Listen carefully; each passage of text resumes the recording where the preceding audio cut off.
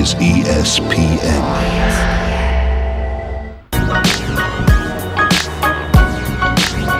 The Toronto race is so, it's always been bittersweet for me because, I grew up watching that race. That race is why I became a fan of IndyCar, which subsequently is why I got into racing, which is subsequently is why I'm here. From when I was 18 months old, and I've been to every single one since. Now, rather than the kid with the Sharpie in the grandstands, I'm actually the guy out on track.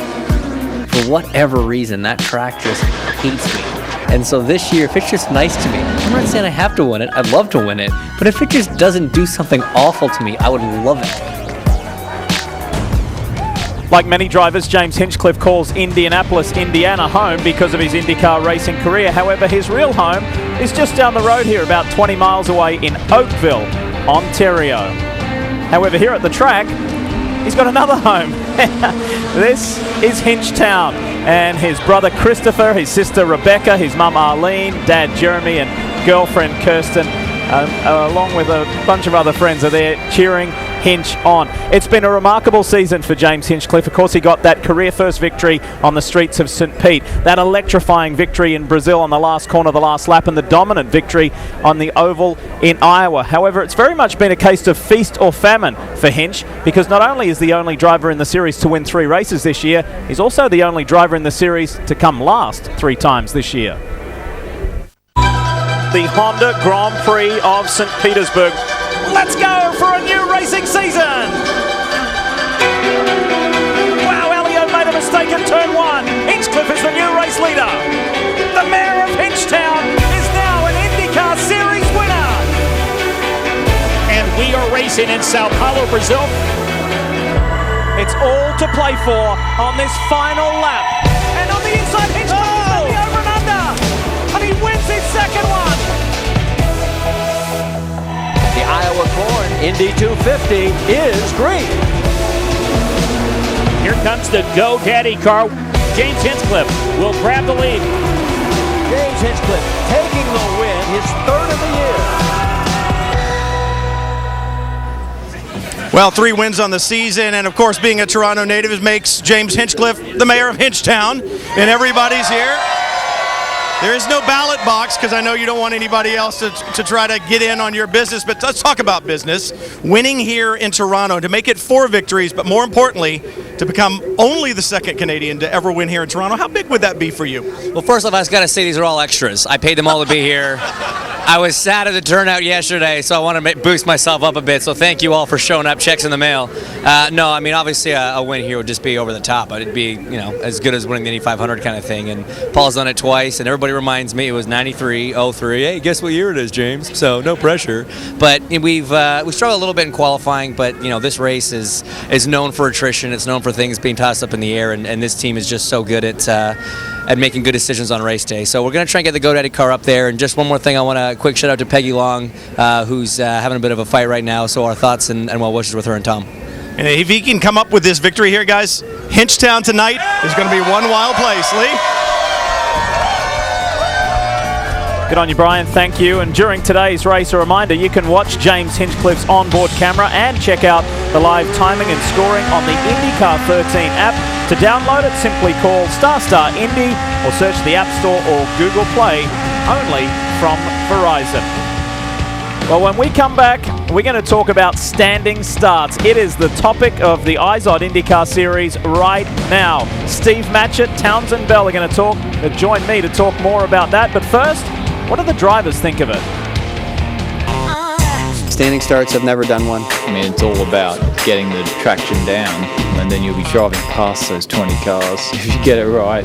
The standing starts, you can practice 1,000 times, but it's the guy who practices 1,000 times that's going to screw up the first start. I haven't done a standing start in 17 years. My initial thought was, wow, this is going to be interesting. I think standing starts, you have a big chance of screwing it up. The obvious big risk is if somebody stalls, and what happens? We don't have trunks to absorb the impact. I don't like it in the first place. I think the equipment is maybe not robust for what we are trying to do. It's very hard to be consistent with it. If things go wrong, they can go really wrong. We're going to talk tradition. I still believe IndyCar, belongs to rolling starts. If the fans want it, I'm all for it. So we'll see what happens. And we know that Panther Racing has this great Hire the Heroes program. And so part of this Boss Lift program with the New Hampshire National Guard was for all of us to come out here, get an opportunity to meet some of the folks out here and take a little ride around the track. It brings employers together to meet with the people that really have their finger on the pulse and know what these people are going through, and reach out to employers so that we can help them hire these folks and get them back to work.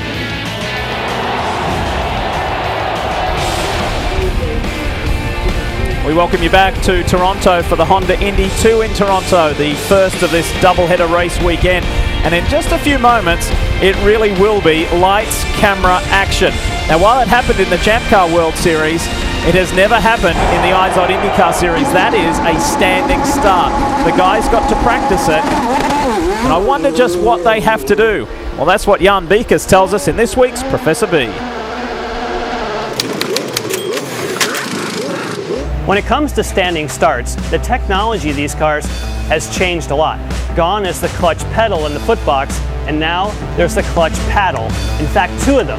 But there's no feel for a clutch paddle because it's electronic. It electronically controls a pneumatic clutch, meaning you have a compressor that takes air pressure and then drives that pneumatic clutch itself.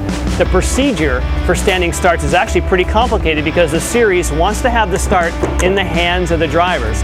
They typically will adjust one clutch kind of with a fine setting and the other one with a coarse. So they'll pull both in, then set what they think with the fine as a bite point. In other words, just when the clutch is biting. Then when you hit a green light, pow, you let this one out and then kind of feather the other one for wheel spin. All at the same time where you're watching on the dash, your throttle position, rev limit, everything has to be perfect. Now the drivers and the engineers tell me, you know what, in the end of the day, the standing start's going to come down to driver stress level. Remember, 2 drivers have never done a standing start in competition, and for many, it's been quite a few years.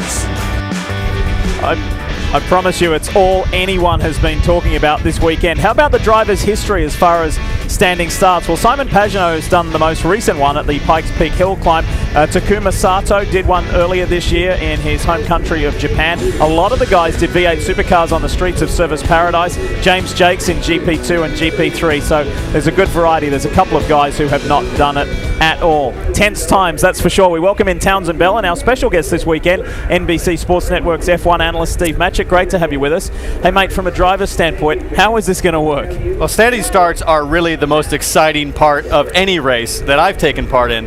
And I think that the perspective for both guys is going to be about where they are starting qualifying wise. Because if you're at the front, if you're Dario Franchitti, you just don't want to make a mistake. You just want to get everything right. You can tell by his body language this morning, I just don't want to mess up. I want to do the sequence right. If you're further back, say hometown kid like Alex Tagliani, your eyes are going to be as wide as saucers thinking, I can make up time here, I can make up spots today. It's going to be fascinating to watch this unfold. Steve, this is taking the guys out of their comfort zone, isn't it? It is, absolutely. But I should say the hardware and everything needed for a standing start is already very familiar with the drivers. It's built into the chassis. Effectively, whenever the drivers leave the pits after fuel and tyres, they're doing a standing start. Sure. Really, it's more the pressure of being on the grid, surrounded by your peers, and knowing, of course, that the world is watching, and not only that, that race control is also watching. There is a concern, of course, about the cars overheating, and I think we're only going to see one attempt at this standing start, and then they'll call it off if it doesn't work. Well, this man here, Steve Matchett, spent the best part of his life in the Formula One pit lane. He's not scared of much until he took a ride with this guy in this week's GoPro course preview. Take a look. Here's our start-finish line. We're going to do a standing start here for the first time ever in IndyCar. Yeah. In race 2. Turn 1 here. Welcome to Toronto and welcome to IndyCar, Steve. This is all right, Brian entering the back straight here, kind of a flat-out kink. We're on the long back straightaway. One thing you'll find about IndyCar tracks, a lot bumpier, a lot manlier than those Formula One ultra-smooth European tracks that you're used to. Yeah, I've heard about the nature of this track being very bumpy, and the brakes probably not quite as precise as they would be on a smooth track. Should we try those brakes? Well, this is the key brake zone. This is braking for turn 3. What's really cool about this corner is you can pass on the outside, because if you hang to the outside, you get right here, and all of a sudden you've got the advantage for the left-hand kink approaching turn 5. Yeah, very good. Well, the brakes do seem to be working. Yeah. All right. Well, it's nice to get them up to temperature. And the rear of the car seems to step out quite nicely as well there. So now this is one of the most challenging parts I find right here. This left-hander, you're going to wait on the front end to grab, try to keep it off the wall. It's hard to find where the wall actually Wall's right here, right here. That's one thing I've noticed about this truck going around with you. There's no runoff area at all, is there? It's kind of a blind corner. And again, a fun section here. This next corner, you can use a ton of curve. Let's see how much we can get away with here in this Honda Accord. Oh yeah, just about that much. Wow! And onto this next corner. Welcome to Toronto. And that's a lap for you, Steve. Welcome to IndyCar. I'm on the verge of crying. Did you enjoy that as much as we did? Fantastic stuff. Thanks for watching IndyCar Live, presented by Verizon. When we come back, guess what? We're going racing. Honda Indy 2 in Toronto.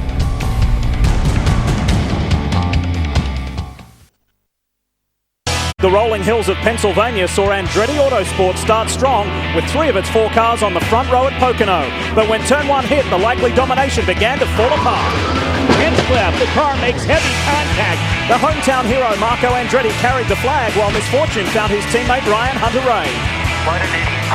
But Andretti's day of frustration became Chip Ganassi Racing's day of celebration as the trio of Dixon, Kimball and Franchitti stormed through the field, allowing Dixon to capture Ganassi's first win since Mid-Ohio last year and the team's first ever 1-2-3. Has the sleeping giant awoken?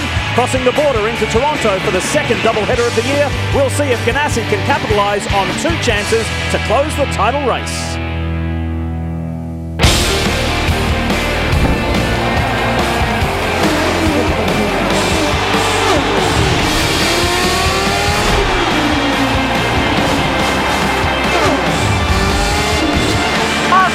buddy.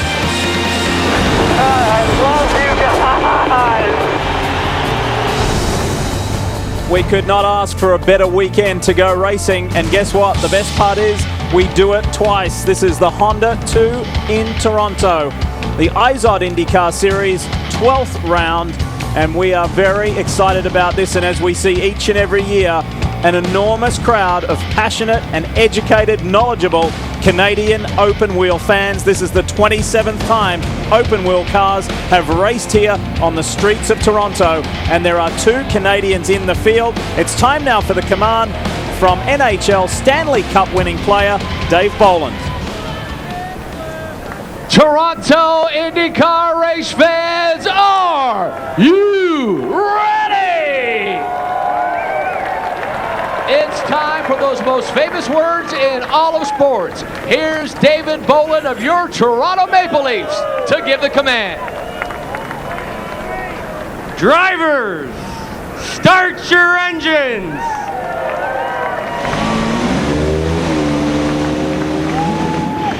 Think about the pressure on the 2 Canadians. Think about the pressure on each of the 24 drivers about to face their first standing start in the IZOD IndyCar Series. They know it's tense. They know they've got to get it right.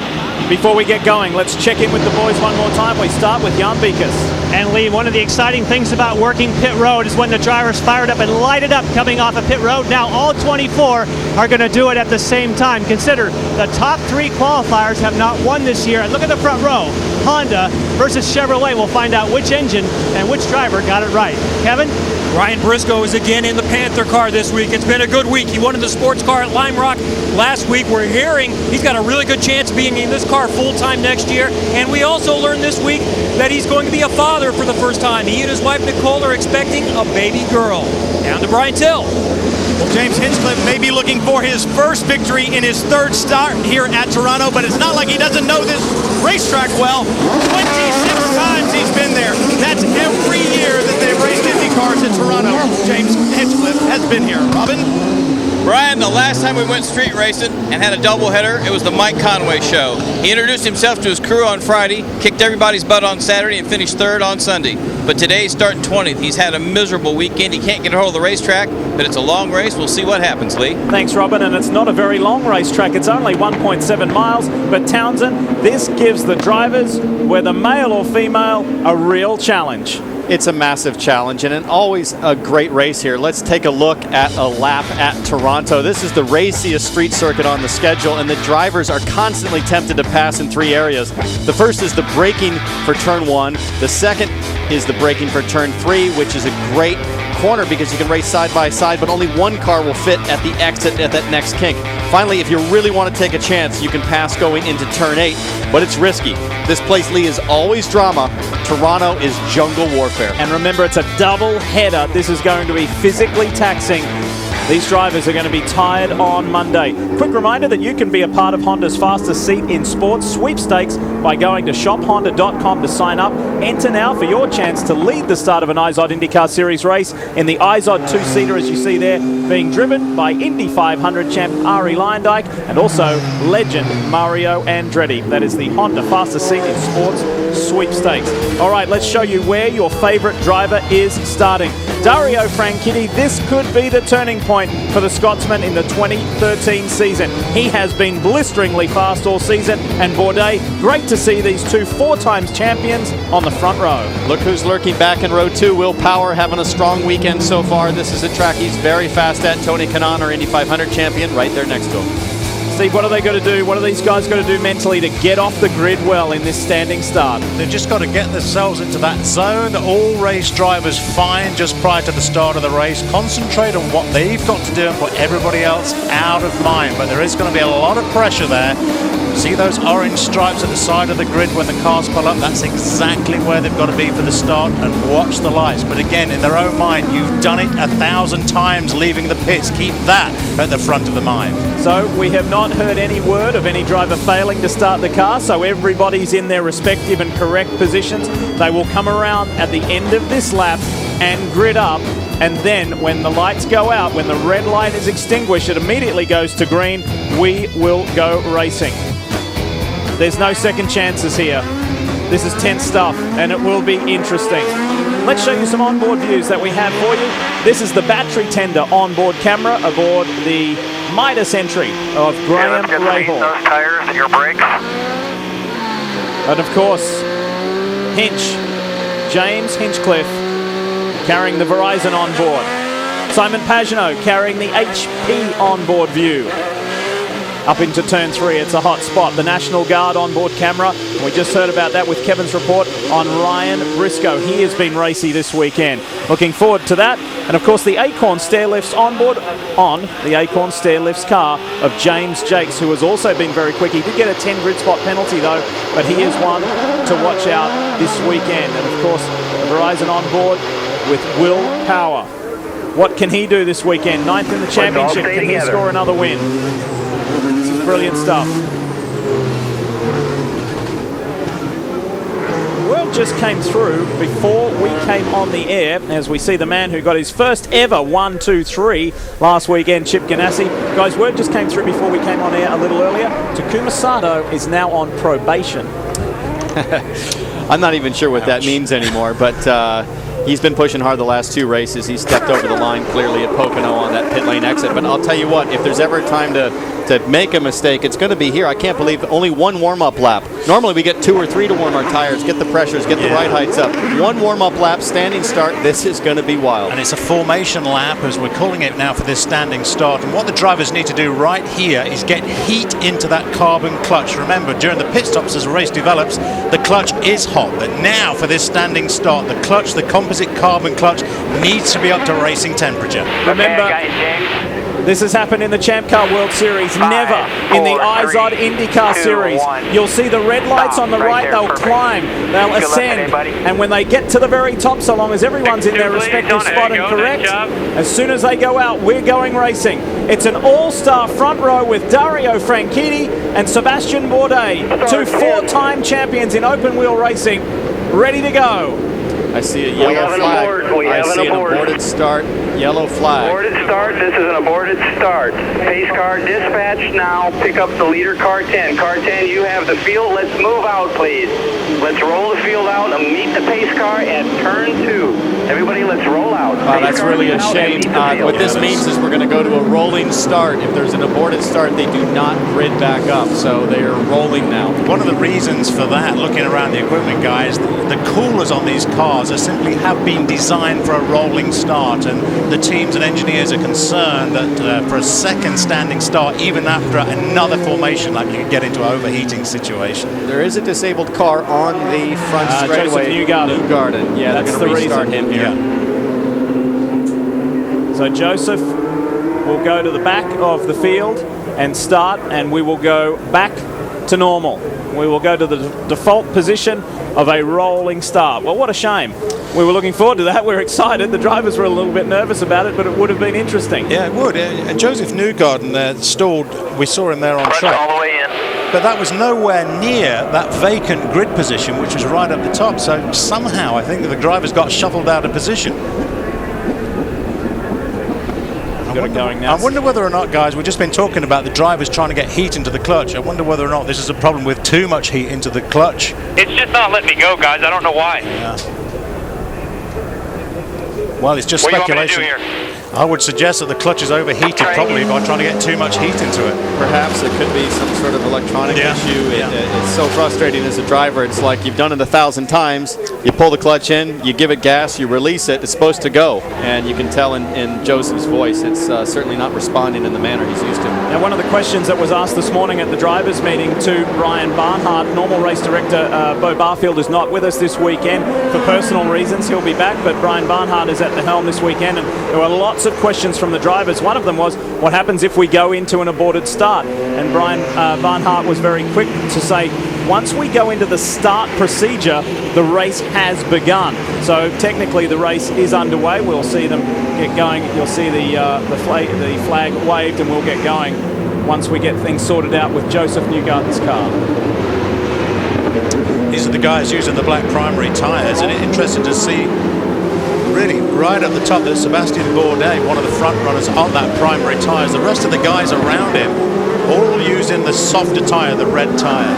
And the reason he said that he did that is because they really got a bad patch in one of their sets of red, so they only have 2 to get through these 2 races. They have 1 today, 1 tomorrow, so he would rather have that set of reds to finish the race today. The word from the pit and paddock area is that keep in mind you have to run at once on at least on either compound, on the prime and the option, on the black and the red. And feedback on the reds is that they'll go a good portion of a normal stint, so they can run around 30-odd laps. Yeah, they will, and then they'll just about fall off. Brian? Checked in with Joseph Newgarden's team. They said they were having a problem. It was stuck in anti-stall mode there on that front straightaway. That's why you could not get the car started. Well, the way to get rid of that anti-stall device on the car, certainly in F1, and I'm thinking this is be a very similar system, is to pull that clutch in, Townsend, and disengage it. So perhaps that, combined with what you were saying, an electronic problem with the anti-stall, just killed the car. Well, it's never the driver's fault, so I can promise you they're giving him plenty of instructions, and he's sitting there shaking his head going, guys, I've done this a million. I know how to start the car. Oh, man, this is frustrating. Yeah. He's back somewhere turn 4 or 5 on the backside. Still no start. No. Yeah, dude, the car's dead now. It doesn't want to go. It's just not happy.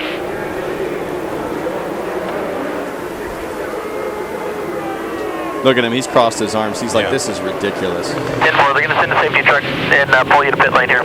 That anti-stall device... It just doesn't feel right at all. No, that anti-stall device is designed as a system you would suggest to stop the car stalling. It's supposed to help you. There are a number of parameters on the car that the system should be looking at. One is the engine revs, but the other one is how fast those revs drop down. Clearly something went wrong on that system. So we're going to jump away. We'll take a quick break. We'll come back and hopefully go racing.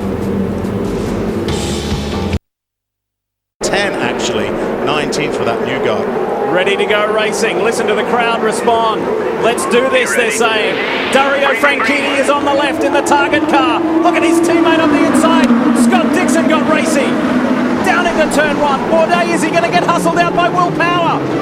Wow, they're side by side. Franchitti has escaped, and Ryan Hunter-Reay right around the outside. What a move from the defending race winner. This is the big long run down the back straightaway. Look for everybody to be dodgy here, making passes. Hunter-Reay, that was extraordinary. What a move. Look at that yellow DHL car. He slots up into fourth. That was magical. Now this is what I was talking about, Steve. You can go side by side from turn 3, but there's only one car width allowed through that kink. Everybody got through cleanly, we think. Look at, who was that? I think that was Marco Andretti. Andretti running wide over the curbing, just like you did to me, actually, the day, Townsend. But now we've got to get these tyres up to temperature. And again, take care of these composite brakes on these cars in these opening laps. Franchitti, Bourdais, Will Power, he was forceful. Then Ryan Hunter-Reay running fourth at the moment. Dixon's back there. There used to be tires earlier in the weekend at the apexes of some of those corners. Marco Andretti, the first one to realize nothing there. I'm taking every inch of road. In fact, it's 100% curb he drove over there. On board with Will Power coming down.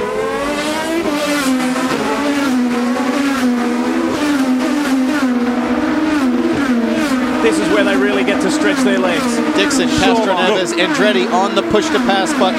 Early. The target cars have been great this weekend. Look at Dixon on Canaan. Up into turn 3. Is Tony going to allow it to happen? No, he's not. He fights back. Great stuff. That's what's so great about this racetrack in Toronto. If you go side by side there, you're on the inside for the next kink, and you stay outside in the hairpin. Boy, this is a difficult track, isn't it? It just goes to show that you do not have to relinquish that position. You can fight all the way up to turn 4. We've seen many collisions there.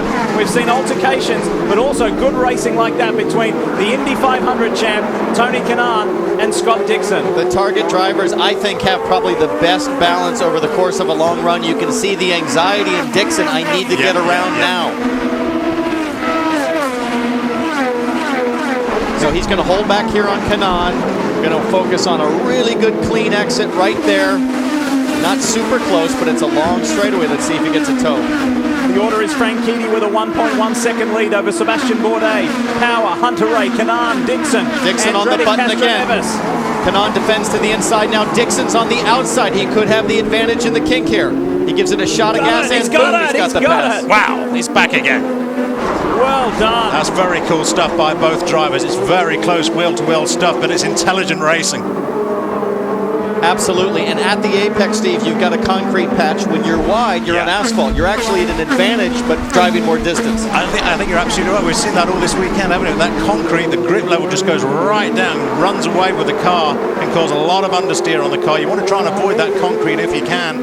It is getting faster. The track is certainly rubbering in from when we first arrived here for this race weekend.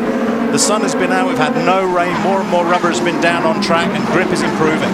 Tell us more about Dixon, Kevin. Well, we shouldn't be surprised. He's moving his way towards the front. He may have only started 5th, but remember, in this morning's warm-up / qualifying for tomorrow, he was the fastest. He said he was just as good yesterday, but he made a mistake in Q3. And here he goes again, taking a look on Hunter-Reay, I think. Using that push to pass again with effect. 2 passes in 2 laps. Heading up towards the same part of the track. Scott Dixon on the move. Incredible. Made that look incredibly easy, didn't he?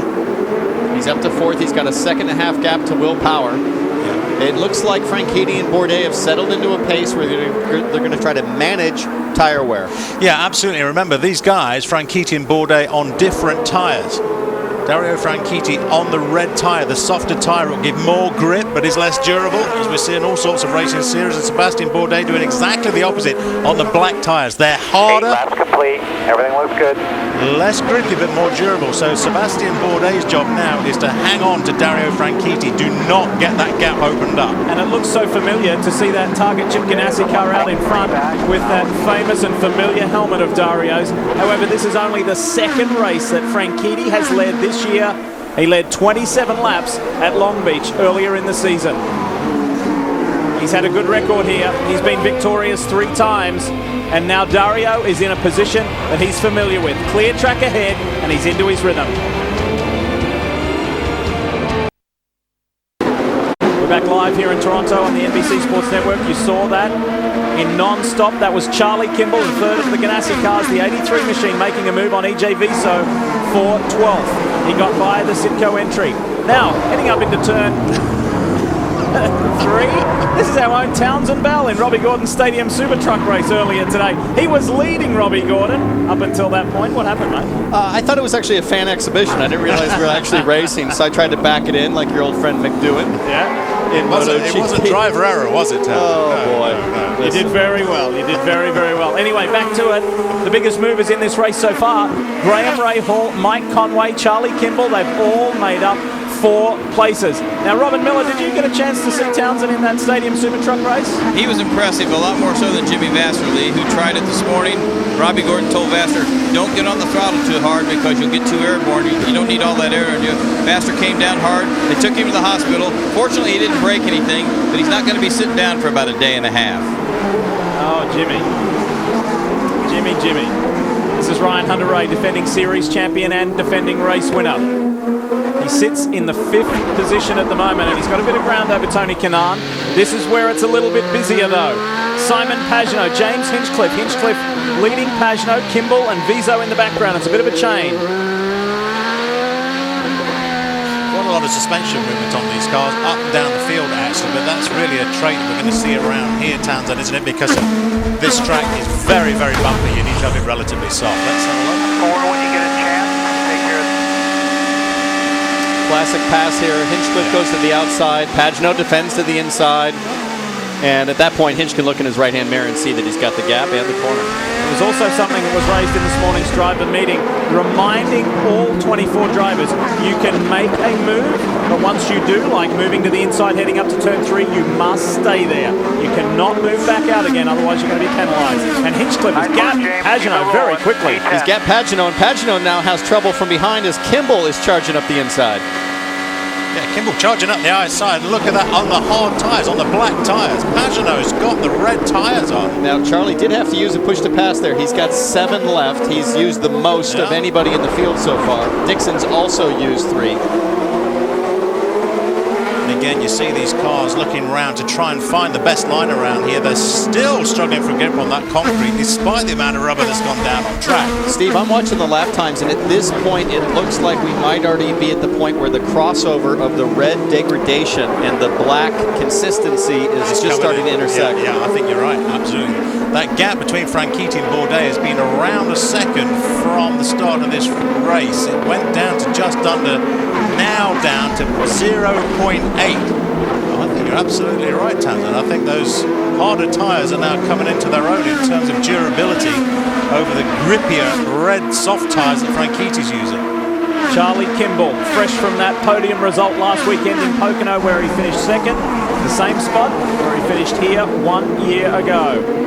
He pulled off a terrific move to grab that spot and go on and get a podium. And look at this. You couldn't ask for more of 2 star drivers at the front of this field, and Bourdais has caught Franchitti. Yeah. You've got 2 guys who have won 4 open wheel championships each, guys who have driven everything from Formula 1 to NASCAR to Le Mans to the Rolex 24 at Daytona. There's nothing these 2 drivers have not done. And here they are at the head of the field. Yeah, 14 laps completed. We're just here. We're into lap 15. A little earlier on, we heard a radio message from Sebastien Bourdais' crew from Dragon Racing asking him about the balance of the car. Bourdais right with you, then Power and Dixon are a little back from them.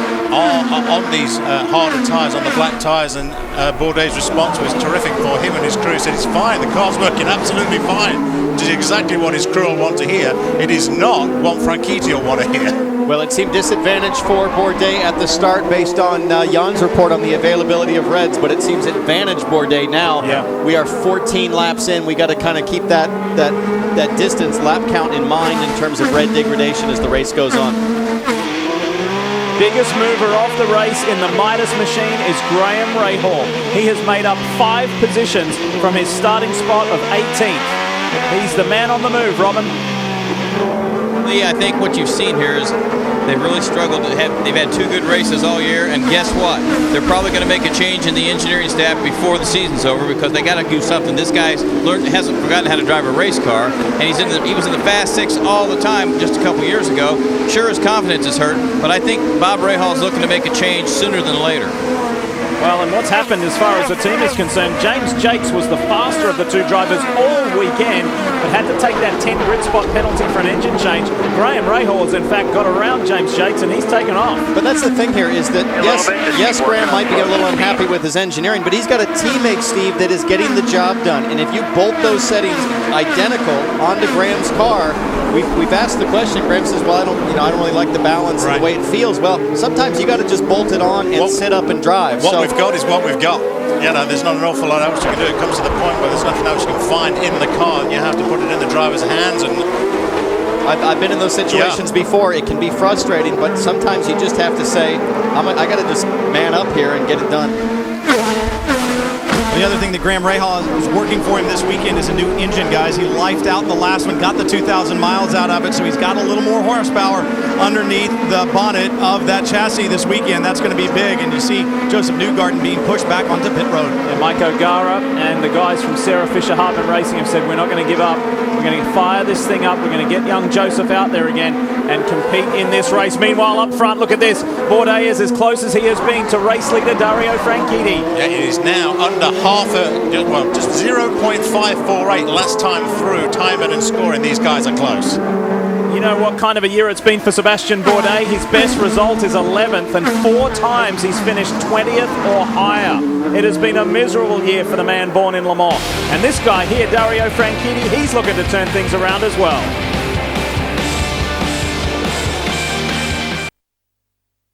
Back on the streets of Toronto, and look at this for the lead of the race, and Will Power has joined the gang as well, and Scott Dixon is not far behind either. Pressure mounting on Dario Franchitti. Stay out. Wow, it really is mounting. That gap has come down and down and down. It was a second, 0.9, 0.8, 0.7, 0.6. It's now down to 0.3 on timing and scoring, but I think it's less than that right now in real time. And we have not seen the best of Will Power this year. Oddly enough, his race results have been better on ovals than on street or road courses, but this is where he thrives. Dario Franchitti's lap times have fallen off by over a second. That last lap time, 2 seconds off the pace. He is hanging on for dear life. The rear tires have got to be completely spent at this point. You can tell he is driving so carefully at the apex power off. And Townsend earlier on, Dario Franchitti himself was talking about the quality of the black tires. Whoa! Saying the black tires are good to around lap 20. Now Bourdais didn't stay with it on the outside there. He's going to force the issue here on the inside. Whoa, was that four wheels? Was that four It was, wheels but Lee, I got a note here from race control that they're not going to enforce 2 wheels on the racetrack for the rest of the race. It is any piece of surface you can find, you can use. So fair move by Bourdais. Look at Dixon on his teammate now. Scott gets by Dario. What on earth is happening to Dario Franchitti? He's lost 3 positions in that many corners. And he keeps getting told to stay out, and he continues to. Boy, oh boy. Well, I expected the fight between Bourdais and Franchitti to be one thing. Gotta hang on for a couple of more. Let's show you what went down at the top end of the circuit. Dario Franchitti leading until this point here. Watch the silver car, the chrome car of Sebastian Bourdais. Bourdais sticks his nose in, and he's got all of that curb to run now because he knows I can use every bit of it. Yeah. This is what it looked like for Will Power. Now here I thought Bourdais was actually going to stay side by side like Kanaan did earlier, but he hung back, got a run, and then just shoved it up the inside. Lucky that Dario did not turn in and take the corner as usual. Yeah. And Will Power just absolutely capitalizes on the move ahead. Why that move for first place was happening. Will Power thought, I'm going to have some of that, and pulled it off in fine style. That's Jay Penske, the son of Roger Penske, and it's not too often that Jay's team has led Dad's team. No, this is huge for these guys. It's a small team. They regularly punch above their weight, but they haven't so far this year. They certainly are now, and those black tires, Steve, are looking like the it's ones incredible. they have. Absolutely, it does. And again, you know, several of the drivers saying, well, good to around lap 20 in terms of performance. That's not that the tires are dropping off. They're giving competitive lap times up to lap 22. It looked like Will Power charged for a lap or two, thinking this is my chance, and it could be that he's now found, you know, the end of the tire life there on the Reds. 1.6 seconds the margin between race leader Sebastian Bourdais and Will Power. It's the first time Bourdais has led since Sao Paulo, Brazil.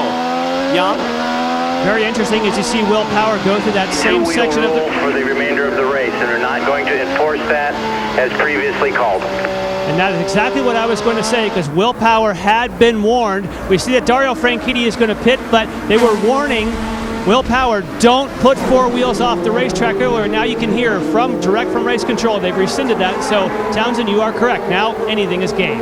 Interesting to see that Dario Franchitti, that his team is bringing him in on lap 23. What that suggests to me is that a full fuel run is going to be about 30-31 laps. Yeah, that's certainly what it was last year as well, about lap 30. Okay, gonna have to pass here. Brian Till standing by. Brian? 5, 4, Franchitti into his marks. He had been on the radio for the last 6 or 8 laps saying the left rear is absolutely gone. You saw the results of that on the racetrack. So it's flax going on. Clear. Wow. Well, we saw the loose wheel nut out into the pit road there, but nevertheless, I don't think it affected the pit stop. So Franchitti released back into the fray. That's impressive, Brian. Sorry for jumping on you there. I saw the wheel nut come flying off, but so quick to get it back on. Here's Charlie Kimball and Hinch battling it out again at turn 3. Kimball is one of the biggest movers in this race. Graham, Rahal, Conway, and Kimball have all made 6 positions. Look at EJ Vizo on the inside. Charlie Kimball clearly has not received the memo. Brad Goldberg, his engineer, will be all over that. He'll be telling him, because they will have seen Sebastian Bourdais and EJ Vizo take that short line. Now, sure, you've got to jump over a curb, but you're driving so much less distance, it's got to be worth it. I can tell you, a stadium super truck, you don't even feel that thing. There it is, the rear from Dario Franchitti's car.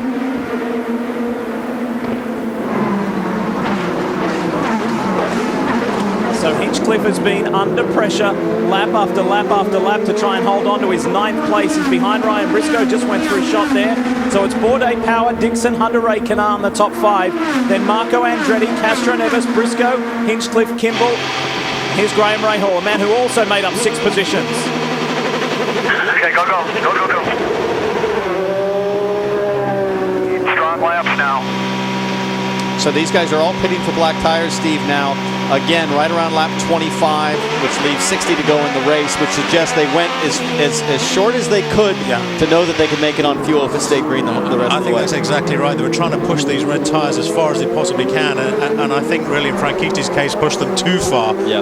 Really, you've got to be very careful what you're doing on fuel strategy here, because there's always the potential for yellow flags to come out around here. The tight nature. Ryan Hunter-Ray also now on pit road. Wide open here.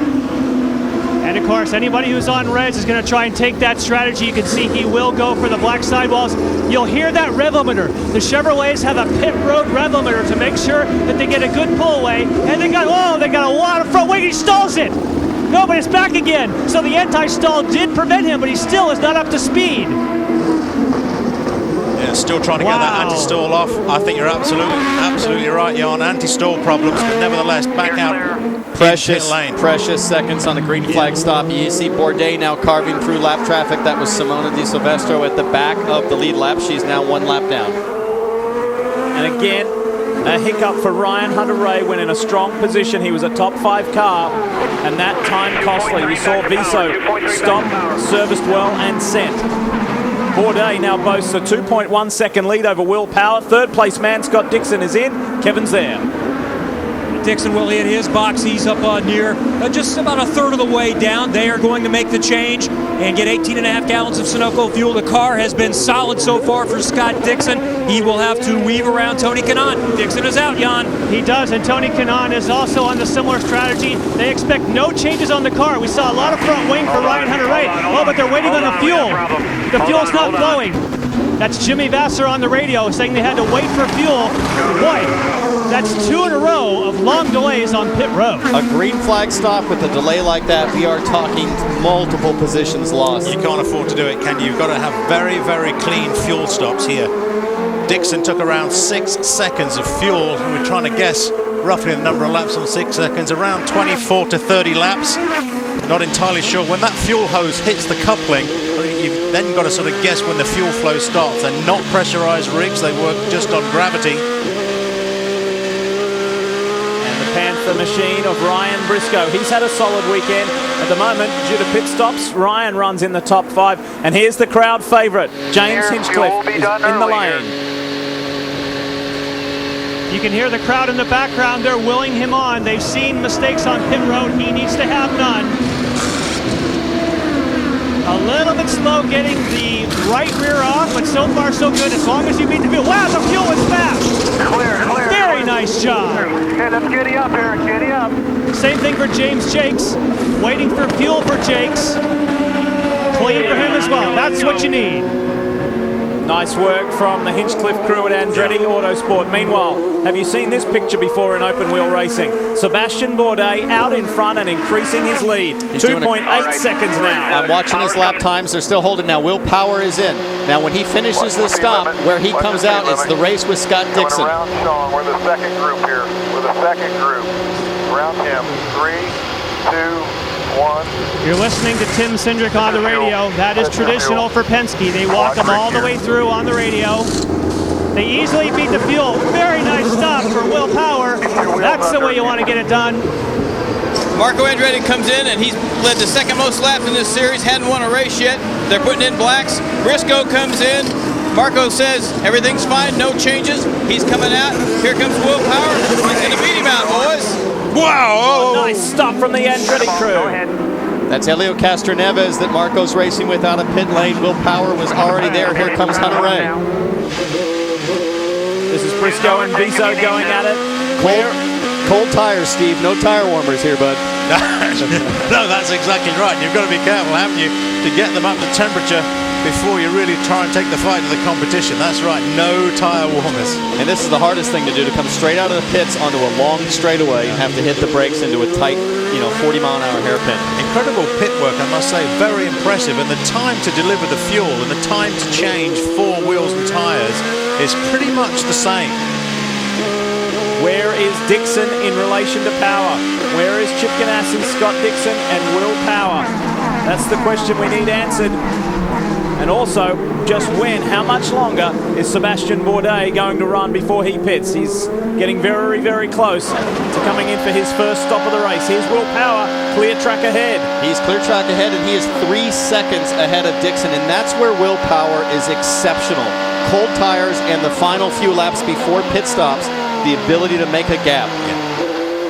Power's got Sato, Conway, and Wilson, who all need to stop, that buffer him from Scott Dixon. Here he is, our leader is in. Sebastian Bourdais. 3, 2, 1, in. Jay Penske counting Sebastian Bourdais in. He's on the black tires, the primary tires. That's why he and Charlie Kimball could go a little bit longer. Kimball due in soon. He's also on the primaries. And here comes Bourdais back out. Good stop. And how about Will Power? Where is the Penske machine? Look to the right of your screen. Here comes Will Power. This is the race for the lead of the race. This is why it's a benefit to go farther on fuel or tires, is the ability to get out, but he's on cold tires. You can see Will giving it everything he's got to get onto that back straightaway. Power knows this is it. Will Power's got to take the fight to Sebastian Bourdais now before those tires come up to temperature, but it was very good in-lap work by Bourdais to push that car as hard as he could just prior to that stop to try and open up the best time advantage, and it's at the moment it's paid off for him. Just barely. Watch Bourdais defend up the inside here. Shortcut, he can do the shortcut here. Can't quite do it, doesn't do it that time. And Bourdais is on the hustle, Power is on the attack. Every corner, Bourdais is getting temperature. By the time he gets to the front straightaway, it'll be too late for Power. It was great work by Bourdais' crew to change the tires. They were waiting on the fuel, so there was certainly no problem whatsoever in terms of the pit crew working well, and Bourdais has really got the advantage now. Let's give a big pat on the back to the Dragon Racing crew. They're not used to fulfilling pit stops while racing for the lead. That was a pressure situation, and they performed. Inside is Will Power. Look at this. Wow. Will Power forces his way down the inside. Watch the crossover. Nice one from the Penske man. Power's on the button on the push to pass to defend. Justin Wilson in.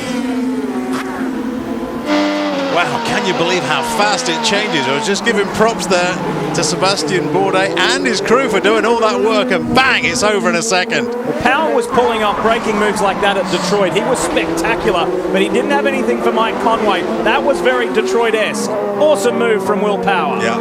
That to me is Will Power saying, I'm sick and tired of not dominating these street circuits. Let me show you how it's done, buddy. He goes into a zone. of his own on a street course, that is for sure. Behind those guys, Charlie Kimball comes in, Bourdais, Dixon, Franchitti, and Hunter Ray. Charlie Kimball goes longer than everybody else, but he didn't just get to the front because of going longer. He picked up at least 5 spots before the cycle of pit stops began. He wants a little bit more air pressure this time. This is the longer stop. They couldn't get the fuel hose engaged all the way for a moment, so a couple of extra seconds for Charlie Kimball, 11.6. Yeah, there it is. It's just a couple of seconds. That's all it needs. You've got to be very precise on the engagement of that nozzle to make sure the fuel will flow. And the positioning, Townsend, of the car and the driver to get that point absolutely spot on is essential, because the fuel guy can't move. He's restricted by the hose itself. Look at this fight further back in the top 10. Andretti, Castroneves, Hinchcliffe. The fight's on here. And look at how costly that stop was for Tony Kanaan. He's in 11th, Townsend. Here's Marco knowing that Charlie's on cold tires, trying to stay to the outside. He gets bottled up because Charlie runs wide. Now Castroneves has got the advantage to the outside. Let's see what happens. This could be close. And that's the kind of move that Charlie Kimball pulled off last year on his way to a podium, on board with Briscoe. This is a classic left, right, left, where one guy's got an advantage. If you stay side by side, you're going to have the advantage in the next corner. Yeah, as it shifts left and right there, Kimball straight over the curves, all 4 wheels over the curves there to try and defend that position. I love that apex in turn 5 now, because it's sort of an option. That's right. You can Baja if you want and drive shorter distance, but you're going to be in the air half the time. So the revised order. Oh, look at this. The fight for second. Dixon on Bourdais. Bourdais has the inside. And all while this has been going on, Will Power has skipped away to a 2-second advantage. There it is. Yeah, and here is that battle between Bourdais and Dixon. As he shot Will Power, pulling away and pulling away nice, as you say, Lee. Where is the second Ganassi car? Dario Franchitti is 4.5 seconds back. This is sweet news for him, because that gap is closing with Dario back there. This could be a 3-person race for second place soon. There's your race leader, Will Power, in the Verizon Penske Chevrolet. Oh! Graham Rahal and Tristan Vautier. Oh, and that is in that single lane we've talked about after the apex of turn 3. There is really only enough room for one car. We've seen this so many times here at Toronto. No, because it's stalled. So under full course caution, drama here too for Takuma Sato. AJ Foyt Racing. Yeah, big drop. Like the gearbox. It looked like the rear wing was off the car, wasn't it? Well, maybe they've got a gearbox issue. Yeah.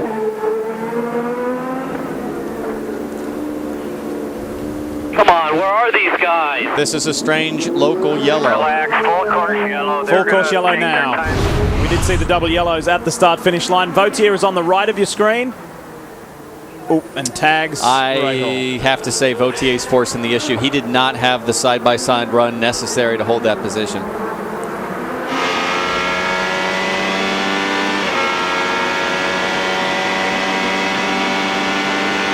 Classic defensive move by Graham, right up the inside. Now here, Vautier, he's got a wheel on Graham, but he loses a little bit there and then tries to hang in there, and you just can't do that through that section. It's too narrow. Yeah. What a shame, after Graham Rahal was one of the biggest movers in the field in this race in the first 34 laps. Turning around.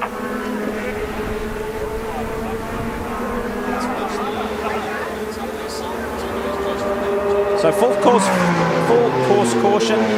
Field bunches up. That helps Dario Franchitti's cause and many others, like Ryan Hunter-Reay, who sits in 5th after that slow stop. EJ Viso has made nice progress, and you can understand Graham Rahal's frustration. So as we take a breath, let's show you that replay of the move to the lead that Will Power pulled on Sebastian Bourdais. And Bourdais sort of defends halfway. He's kind of middle of the road. I'm not sure he expected Power to have such a good run off the last corner. So there's been some terrific racing while we're under caution. We'll go for a break. Back to Toronto right after this.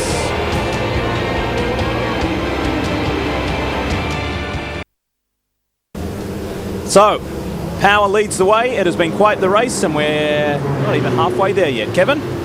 Well, Sebastian Bourdais' car is not as good right now as it was in the first stint. He thinks that they dropped the air pressures a little bit too much, so he was bottoming out a little bit just most recently when Power got the lead back. So we'll see what he has as we come back. As Lee mentioned, just not quite halfway through. It's been thrilling so far.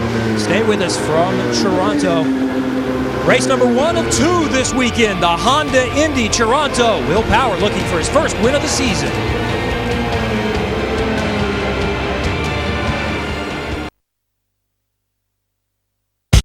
Race 1 of this double-header race weekend, the Honda Indy 2 in Toronto, continues here on your home of open wheel racing, the NBC Sports Network. Lee Diffie, Townsend Bell, our special guest, Steve Matchett with us, along with Jan Beekes, Kevin Lee, and Brian Till. There is the 1987 winner of this race, Bobby Rahal, and his son, Graham. First year. Look at this. This is a replay of a little bit earlier. And this is what caused the full course caution. Whew. How do you describe that, Townsend? Just a little clumsy. Well, as I said earlier, I didn't think Vautier had enough distance there to stay there. At the same time, Graham could have left a little safety move here. You see a little French-American stuff going on there. Brian Till is there with Bobby Rahal. Brian? Yeah, Bobby Rahal looking on, and I know you had a long conversation with Graham on the radio. He's not happy, but the car seems to be okay. What do you need to do to get him settled down to get focused on the job at hand? Oh, we are. I mean, it took him so long to start him that, I don't know why they started Vautier first, but, so be it. And, it just took them 3 laps to start them. These guys are super slow. And so we're out of it. We're just going to use this as a test session for tomorrow now. Remember, we got a double header here this weekend, and Graham Rahal needs to find some speed for tomorrow. Kevin?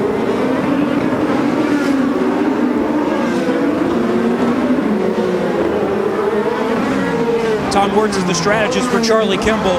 What's the game plan for him? It's working great so far. We're just trying to keep our pace up, stay where we're at, attack the leader. I mean, we've had a good run that first stint, and, we're on these reds now. We'll see how, everybody else was kind of falling off a little bit. We were kind of judging them, and so I think we're just going to hang in there and see what happens. Good luck. Tom Wertz. Tom and engineer Brad Goldberg, quite the team, and they're pushing this man here, Charlie Kimball. This was here a year ago, and this is he and Graham Rahal going at it, and things didn't work out so well there. But he's fighting now with Simon Pagenaud, and these two went at it for lap after lap after lap, and then towards the end of the race, check this move from Kimball in turn 3. It was brilliant. Canaan, Pagenaud, and then watch this.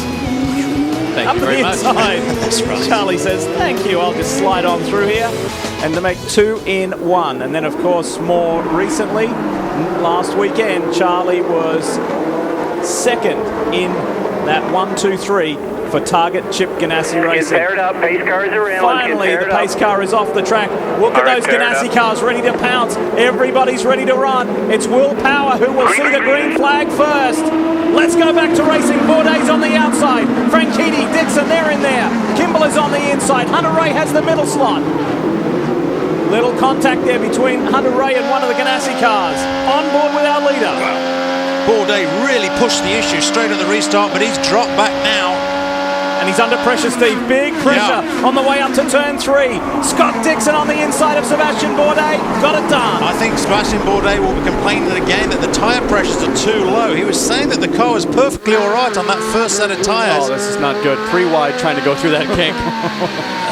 Look to the inside. Oh, Hinch takes the shortcut. Nice one. There's Kimball on the outside. These 2 guys who have made good progress. But nobody more than Charlie Kimball, who's made up 9 positions from his starting spot. Back up front. This is for 2nd, 3rd, and 4th. And all the while, Power's been able to escape again. It's helpful that the guys behind him have to battle. Scott Dixon impressively pulling off that pass without using any push to pass on the back straightaway with Bourdais, but Power is trying to put his head down and check out. Now that long yellow really helps Bourdais here because he still has to run the red tires, and it shortens the final stint for him that he's got to stay on reds. Yeah, shortens the final stint, and again, I understand that there's a possibility that Dragon Racing Engineers dropped the tyre pressures for Sebastian Bourdais, and that could have made the car balance fall away from Bourdais, and the bottom of the car was bottoming in too much, and I think that's what's catching him out now. I think that was the advantage that Dixon had on him. That was Tristan Vautier performing a drive-through penalty for avoidable contact. Has Kimball got a problem? Kevin. They feared there was something broke or bent on the left rear. The tires were out. The crew was ready to go to assess it, but they just changed their mind. So Kimball is going to stay on track for now. Look at the Andretti Autosport teammates going at it. EJ Biso in that Sitco car and the yellow car there of Ryan Hunter-Reay. That is Tony Kanaan right behind, and then Charlie Kimball, the driver we were talking about. Everything seems to be all right now. Yeah. Put it in the hands of the driver and let Kimball decide whether or not the car feels safe. Yeah. Bit of radio communication going on there. The green car in the background is James Hinchcliffe. He maintains his position in the top 10 in 9th. It's still Will Power, Scott Dixon, Sebastian Bourdais, Dario Franchitti. Let's enjoy the ride up Lakeshore.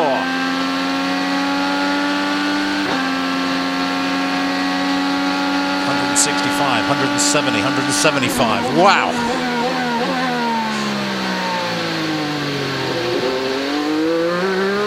Listen to how gingerly you have to pick up the power there in that hairpin. It's a lot of respect to those rear tires.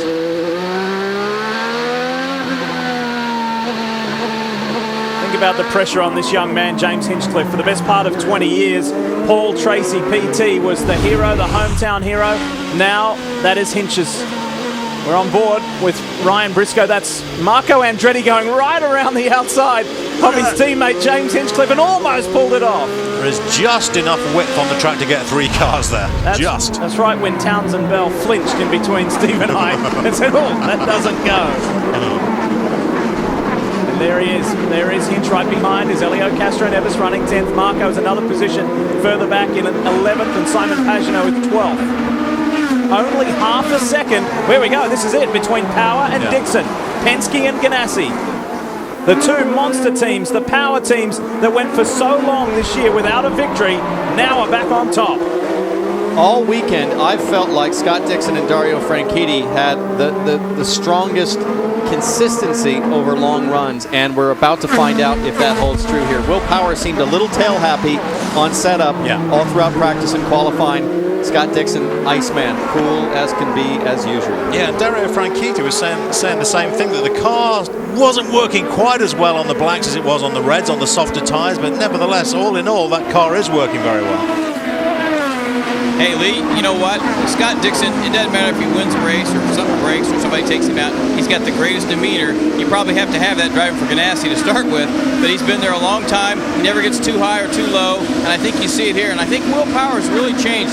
He always had that maniac look in his eye that everything had to be, had all that pressure on himself. He looks like he's calmed down a little bit, too. I mean, he's been joking about, I'm an oval track specialist now. So I really think maybe Will's starting to just, chill out a little bit, because he was always putting so much pressure on himself. Maybe starting to act a little more like Scotty D. Well, remember Dixon all the way back at round 1, Robin, where he started something like 20th and worked his way right up to the final seconds of the race to 5th. I saw his manager, Stefan Johansson, at the airport that night in Florida, and he said that's the kind of drive that wins championships. And here is Dixon in the top 5 in the championship. He made up 3 positions last weekend, and this is only round 12 of 19 rounds. Dixon is nowhere near out of it. He is on to win this championship. What can Will Power do? It's only lap 46 of 85. So much more to come.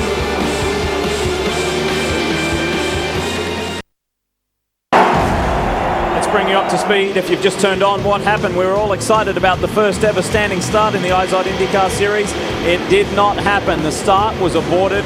Joseph Newgarden's car had trouble, and we kind of had a delayed start, if you wish. Then there was a terrific pass for the lead. Sebastian Bourdais on an ailing Dario Franchitti, who was in tyre trouble. Will Power was opportunistic as well to slot into second place. We scoot ahead to lap 32 after some stops, and look at Will Power. That was a decisive move. It was a fantastic move, and that was right after that great pit stop from Bourdais, but it didn't pay off in the end. And then this brought out our first full course yellow. Graham Rahal, Tristan Vautier running out of room. Vautier got a drive-through penalty for that. I'm not quite sure that was warranted. That was close quarters racing. It just didn't work out. We welcome you back, and the race lead is 0.6 of a second. That's what it looks like right there. Will Power to Scott Dixon. Dion Beekes. And that is the view that every driver wants. You want to lead and see this in your mirrors. Now for Will Power, you have mentioned about how his car's a little tail happy. He and his engineer, David Faustino, have been chasing it all weekend and been doing a great job. Kevin? Well, Scott Dixon and the Target Chip Ganassi team found something. They skipped the Pocono test a week and a half ago, went to Sebring, and they found some of the mechanical grip they've been searching for. It helped the Pocono, and it's helping here. Right behind him, there you see Sebastian Bourdais having a great run so far today. The tire pressure temperature's back up to normal. The car is better now for Bourdais, and he's still in the chase. Brian? Dario Franchitti and his team, they may regret the decision to leave him out on the reds for so long. He had complained for 4 laps, but a big problem that has dropped him back. They're running on blacks right now, but can Dario work his way back up? That will be the challenge, looking for his first win of the season. EJ Viso, he's having everything go his way. Made some changes after a warm-up and qualifying for round 2 this morning. That car now absolutely magic. One of the fastest cars on track, Jan. And he's got a lot of pressure from Tony Kanaan. Tony Kanaan loves his black sidewall tires. He likes them better than the reds. In fact, he wants to finish the race on them. Now for Ryan Hunter-Reay, he has not been having a good time. First he had understeer, then he said the brakes were a problem. Now he says, guys, I just can't find the grip. There's Charlie Kimball right behind Ryan Hunter-Reay. He's ready to challenge him. He wasn't entirely happy yesterday, and he said the great thing about this team, I know my 2 teammates, Scott Dixon and Dario Franchitti, are great here, and I'm going to do what they're doing. Jan? And there's a bit of a gap until you get to James Hinchcliffe, and anytime you see that bright green GoDaddy car and you see him move, the fans go crazy. Obviously, he is the hometown hero, but he just cannot seem to keep the consistent run going with Castro Neves following. Castro Neves, of course, this weekend had high hopes, especially when you see his teammate Will Power out front. But he is saying that he also is having such a difficult time across the patches. He is getting towards turn number 1. He says that big patch is the one that's causing him trouble all day. For Marco Andretti, he's right behind. Now, funny enough, Marco Andretti is not always all smiles when it comes to talking about his car, but when they rolled his car off the first day, he was happy and said, we just need to fine-tune. I think this is a weekend when Andretti team started well, but now they're fading a bit.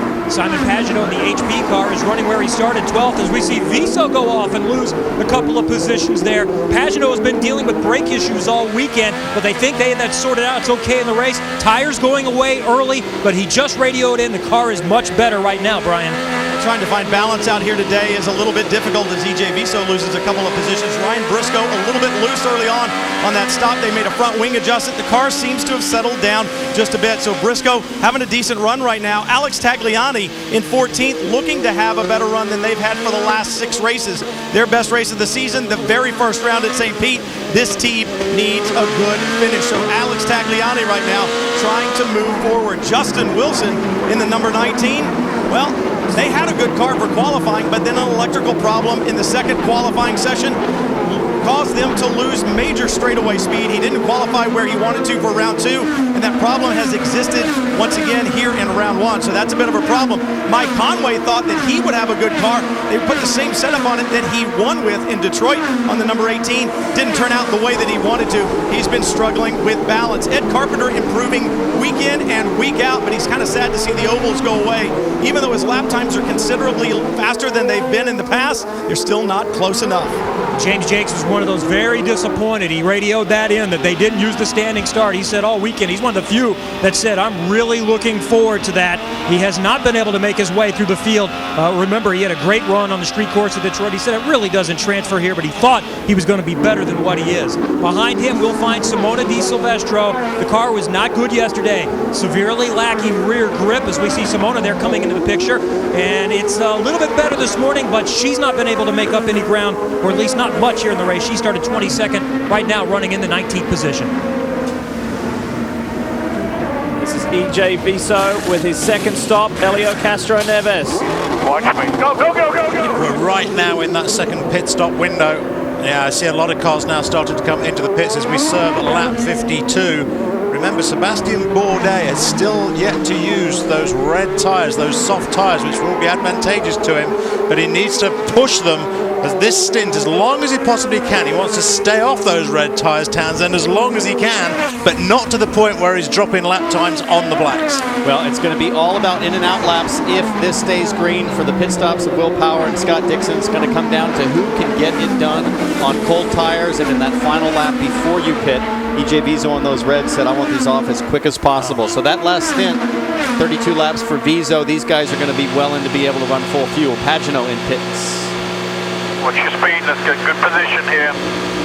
That's Rob Edwards. 5, 4, 3, 2, 1. He counts them in. The radio is just a little bit delayed. That's why you hear him into the box before you heard Rob finish the countdown. They have a sticker black set to go on here for this final stint. And Pagano is away. Of course, he won the second race of our first doubleheader of the year at Belle Isle in Detroit. Scott Dixon has never won. It's one of the few circuits he has not won on in his IZOD IndyCar Series career. He finished second here a couple of years ago, and here he is storming after Will Power. There's less than a second between these two. Yeah, they're very close indeed. Scott Dixon dropped down below 1 minute about 4 laps ago, got into the 59s. All the cars around him were just over 1 minute, but Scott Dixon pushing onto the back of Will Power. That's the difference of lines between Vizo and Pagano. That was great. One a little bit more respectful than the other. Here is James Hinchcliffe for his final stop. Here we are again now. This fuel delivery time becomes shorter and shorter every time. And guys, for James, you'll notice he has a sticker set of reds, and the reason being he got eliminated in the first qualifying session. There's a very nice stop and fresh tires. Come on in here, there's guys coming. Yeah, these pit stops now, at this point in the race, we're now serving lap 54. Fuel delivery time must be down to around 6 seconds to deliver enough fuel to get to the end of the race. So the tyre guys are really going to be having on their game, because I think fuel delivery and tyre change times now must be almost neck and neck. Will Power has now led 24 laps of the race. That is the most of any driver. Franchitti led 20 early on, but this is Power's race to win. Every lap that we go into this stint here deeper and deeper, I believe, helps Sebastian Bourdais, who's 4 seconds back, but is going to run reds at the end. He needs to stay in the low 20s for that final stint, I think, for the reds to hang on. Yeah, you're absolutely right. What Sebastian Bourdais got to do now is just keep in contention with these guys up front. Remember, the advantage will come to Bourdais. The tyres are much grippier, those red tyres. James Jakes making his final stop, a little bit slow getting the fuel nozzle in there. That's going to cost him. They're not in contention for a win today, but they're still trying to learn some things. Keep in mind, this, if it's not going well, becomes a test session to see what you can learn for this race here tomorrow afternoon. Boy, James Jakes had a poor pit stop there. Bad job getting the fuel hose on there. Didn't couple in correctly, but that helped the right front tyre changer, who was having a bad time getting his wheel on. So actually it worked out okay for the team. A bad pit stop, but they both finished at the same time. Sebastian Bourdais closing the gap about 2, 3, 4 tenths of a second per lap to the leaders here. And again, the further the leaders can go here, it shortens the amount of time the fuel has to go in. It makes it about tires. 3, 2, 1. This is a replay of the James Jakes stop. Now that wiggle, you wonder, why is it so hard to get that nozzle in? That nozzle with a hose full of fuel weighs, I don't know, 40, 50 pounds. Yeah, it's very difficult. You've got to be incredibly precise. Ryan Hunter-Reay into the pits. Look how fast they're working now. A little bit front wing adjustment. Oh, no! This is the second time that's happened this race. There goes Charlie Kimball. Now, what I didn't hear out of Hunter-Reay is that Chevy has what's called a pit limiter for that very situation. I didn't hear his engine up on the limiter like you're normally instructed as a Chevy driver. I know that obviously from the Indy 500. That's what you normally hear is a foot full of revs. So perhaps they're having an issue, or perhaps Hunter-Reay was a little slow to get that going, but that is just terrible for your position on track. Look at this on the inside. Charlie Kimball challenging James Hinchcliffe. Wow, wheel to wheel. Hinch is not going to get muscled out of that one. He's watched 27 of these Toronto races, and he certainly has learned every bit of the old over-under, the side-by-side move, as I should say. That was textbook. Fantastic. Close quarters racing. Exhibition place track. It's only 1.7 miles long, but it has got a little bit of everything. A lock up there from Kimball in his pursuit of Hinchcliffe. I think racetrack designers around the world should take note of a slow corner to a long straightaway to a slow corner followed by a kink the other direction because it allows that to happen. Up front, 1 and 2 are coming into traffic. James Jakes is the first one that Will Power will see.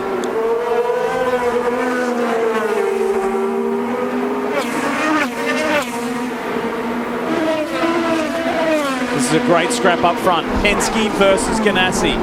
Dragon Racing is third with Sebastian Bourdais. Dario is in. The first of the Ganassi boys. 3, 2, 1. Fuel not taking long at all to go in on these final stops. As you guys just said, we saw that a little bit earlier with Ryan Briscoe. Now Dario Franchitti out on blacks. What does he have to take to the checker? There you go. That was a nice stop. So the run home, when will these guys come in? That's the question. And how long can Sebastian Bourdais stay out to keep that last stint short like Townsend's been saying? And what is lap traffic going to do here? Are these guys going to lay over easy, or are they going to fight like Newgarden here? I mean, Newgarden's 51 laps down. Presumably he'll pull over, but it's not that easy. You start losing air off your front wing well back of where it seems obvious. The other person to keep an eye out for is Tony Kanaan. TK, the Indy 500 winner, is only 3.5 seconds behind race leader Will Power. Keep an eye out for the KV Racing man. And Bourdais doing a great job now, just over 2 seconds. It was 2.1, gone up a little bit to 3 seconds, that gap. Power and Dixon trying to get away. Bourdais trying to chase them down, knowing he's going to have that advantage. And again, the further and further you can push the cars now, that'll advantage will come in the pits. Right, you got open pits. Don't get sucked in too quick. That's Jimmy Vasser on the radio, and amendment. He has chosen right here. to go with the black sidewall tires. He likes them better, and he has a sticker set to use. So he's not going with reds. It's an alternate strategy, but that's a quick stop. That's just about 9 seconds. Brian? Mike Conway in the 18, and he's gone to reds for this final run. Will be interesting to see. This is a long way to go on red tires, especially in the heat of the day. 25 laps to go. This is shaping up to be a fantastic finish. Again, only 25 laps. Bourdais is going to run red tires on the last stint. These guys are going to really battle it out in pit lane and on those cold tire laps, the out and the in laps. So I think it's going to stack up beautifully. And Townsend, if you look at the performance of the red tires at the start of the race, 25 laps is pushing the performance of these tires. Of course, the way Indy works, we are refueling, so it's put into separate stints. They're not running a full tank of fuel from start to finish. That's Tim Cindric on the radio with Will Power telling him to pit now. Yeah. Tim Cindric is the president of Penske Racing. That was the voice you just heard. So what will Dixon do? Is Dixon going to follow suit or try and stay out another lap and leapfrog him that way? Typically, Dixon, if he's got the fuel, is going to want to stay out an extra lap. That way he can be the last to pit and he can get the track position advantage on Will Power. I think you've got it. I think you're absolutely right. I wouldn't want to pit at the same time now. I don't know why you'd want to do that. If you've got enough fuel for another lap, you want to put a flyer in. No! Scott Dixon! Good catch. I think just saves it. He just lost a little bit. Scott Dixon, I was doing exactly what we're describing. He's trying to get an absolute flyer. He's stayed out. Now you've got to push. Now. Wow. Dixon, it was a good save. It was a mistake, but it was a save. And now Power's in the lane. Yeah. And of course, Power would have seen that in the mirror, so he knows he might have a little bit to work with. They're deciding to go with a sticker set of black, so a similar strategy to Tony Kanaan. Big out lap. Oh, they got a little fuel spill. That's why the water comes in handy. We definitely had some fuel leaking there, but they got it dissipated right away. Yeah, around 6 seconds of fuel delivery. It was a fast stop. Tires and fuel absolutely neck and neck. But now, what can Scott Dixon do on this lap? Wide open. 3, 2, 1. Marco Andretti is at the very end of pit road, and they've actually moved the pit boxes so he has a little better exit. They've put some of the Firestone and the series timing stands. It was a nice exit for Andretti. Here's Dixon. Here's Dixon. Is it going to be this lap or does he stay out another one? He's in. Dixon's in. Yeah, he's pushing now. We did an excellent pit stop. Absolutely everything's got to go right here. And you heard the voice of Tim Cindric say to Will Power, we need a big out lap. Yeah. They know Dixon is coming. Here we go. Well, Dixon was very, very strong on the in lap. There we see Will Power in the left. On the right side of the screen is Scott Dixon, his final stop. We'll be watching them blend back in. A brilliant stop for Scott Dixon's team. They're back out, And we'll take a look and see where they blend in. Dixon trying to win 2 in a row. Oh, it's going to be close. This is going to be really close. Watch for Power on the right. Here comes the Penske man. Wow, down into turn 1. Dixon's got him, but it's only momentarily. Oh, and Will makes a little bobble on the throttle. They will both be on the button here. Dixon on the button, Power on the button. Dixon on cold tyres, remember, coming out of the pits. Now is the time for Will Power to try and take the fight. He's got to make it now. He does not need to force the inside. Whoa! That was huge. He did not need to do that. Townsend, you just called it. He did not need to force the inside. He had hot tires. He could have gone to the outside. Townsend, man, you absolutely called it spot on. He didn't need to do it.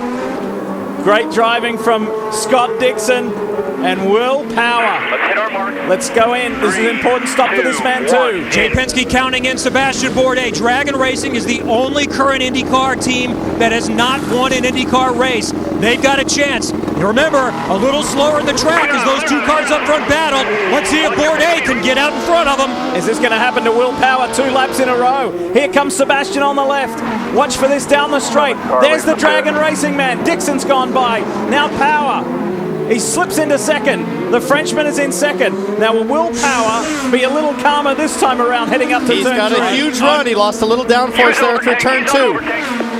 I don't think he's going to be patient at all because it's time to take the fight. The Bourdais is now. There it is. Growing impatient is Will Power. He's got the outside run. You can pull this off, but not that time. But Power defended beautifully, gliding across that apex to take away the outside line. Wow, what incredible racing, both from Dixon, Bourdais and Power. It hasn't gone Power's way, but fantastic in-lap by Dixon and teamwork to get Dixon to the front of this race. Look at Jay Penske. He knows that was a critical move. They are on red tires. A couple more corners here. Bourdais is going to be flat on it on those softer reds. Now the question is, can Bourdais now take the fight to Scott Dixon in the closing 20 laps of this race? Look at this angry little bunch. Oh! And it ends in tears. And Briscoe stalls there behind as well. Can you keep going? Are you all right? Charlie Kimball, after a really strong run today, we go under yellow for the second time, full course. Wow. Change your wing, you can be all right? Justin Wilson, Charlie Kimball, Ryan Briscoe. And it ends like that. Yeah, and this is going to be a big advantageous move now to Bourdais to protect those red tyres. They're soft, the durability is not there, but running behind the safety car will certainly add to the durability of those tyres in the closing laps. That's a big advantage to Bourdais. A bad move, really, in terms of advantageous move for Power. Dixon looking good at the moment. This is the counterpoint to the fun we were having watching these guys use all the real estate here, is the uncertainty of the trailing car with the car in front of how much curb is somebody going to use. Right. Let's relive some of those magical moments from earlier. This is Will Power on Scott Dixon. Woof! That's how quickly it happened. You know, I got on Will there. He didn't need to go to the inside, but I think he was surprised. One on the right. He was surprised at how early Dixon braked. Yep. Look how close this was. This will show it graphically. Ooh. The closing rate was unbelievable. Yeah.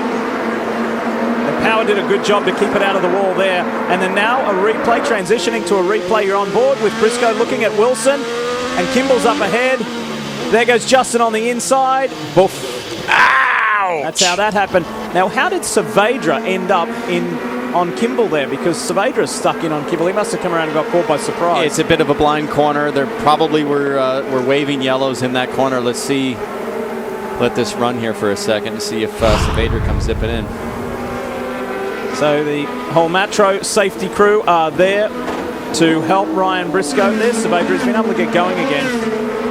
There's obviously no major damage. He just arrived on the scene and got surprised. There is actually damage to the left of the wing, front wing. So, as we normally do, there's a caution, there's a yellow. We'll squeeze in a break so we can show you more racing. Wow, there's only 20 to go. Hang on.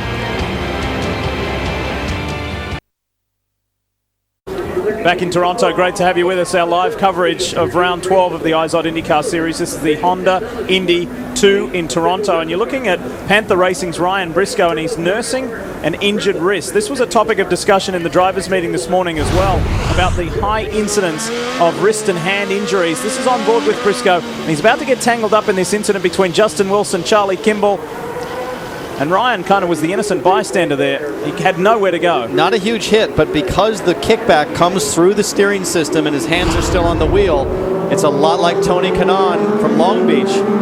Can barely pull off his own helmet. He needs help to pull off his gloves.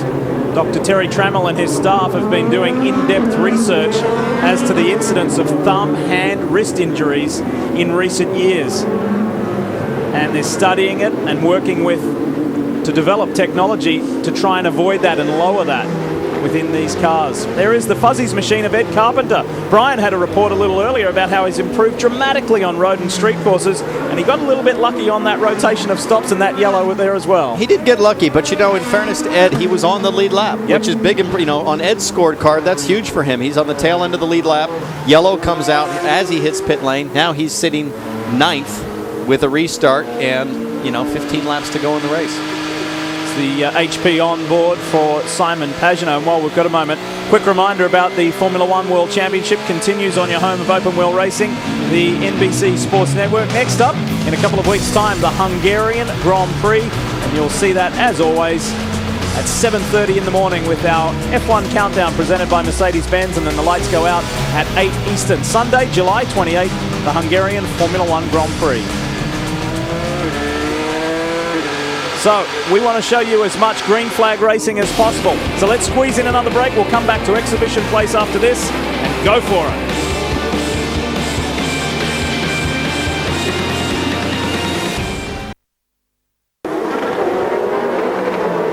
Back just in time to see the green flag fly. This is going to be an awesome run to the end. Let's go racing. And look at Sebastian Bourdais. He leapt off that final turn, down into turn 1. Dixon locks it up. Franchitti is in the mix. Dario goes around the outside of Scott, and Will Power is in 4th place. Could that be the advantage of those red tires? He only has 17 laps, 16 laps to go. Hitch has got a flat. The hometown hero is in trouble. He has never finished better than 14th in this race and in a prime position to pounce. He's got major tyre dramas on that right rear. He might not have a flat, he might just have bodywork rubbing at this point, but if he stays out, it will be a flat. Yeah, I wonder whether or not perhaps that rear pod behind the tyre has been pushed onto the rubber. Whatever it is, it's certainly smoking heavy. This is fantastic for Bourdais. I mean, after all they've been through, to be on reds, to be disappearing off into the sunset, at least at the start of this stint. We'll see how long they can stand, hang in there, and to start the race on blacks as well. Well, that was a risk, wasn't it? We were going to see how well those. Great job, buddy. 15 to go. Yeah, it is. Great job. 15 to go. Yeah, there's the damage onto the right rear pod behind the right rear tyre on Hinchcliffe's car. Was causing that smoking. Whoa, look at Tony Kanaan carry a beautiful slide through 1. Conway should have a little bit of a run here. Caution help. Mike Conway had elevated him up. He's now vying for 8th place, fighting with Tony Kanaan. Up front, look at this. Dixon is now as close to Bourdais. Dario runs wide, and he loses 3rd spot to Will Power. Did not expect this early, Steve. On, good. I did not expect this early to see Bourdais already struggling on reds. Yeah. This will be a good fight here. We told you about it in the pre-race show.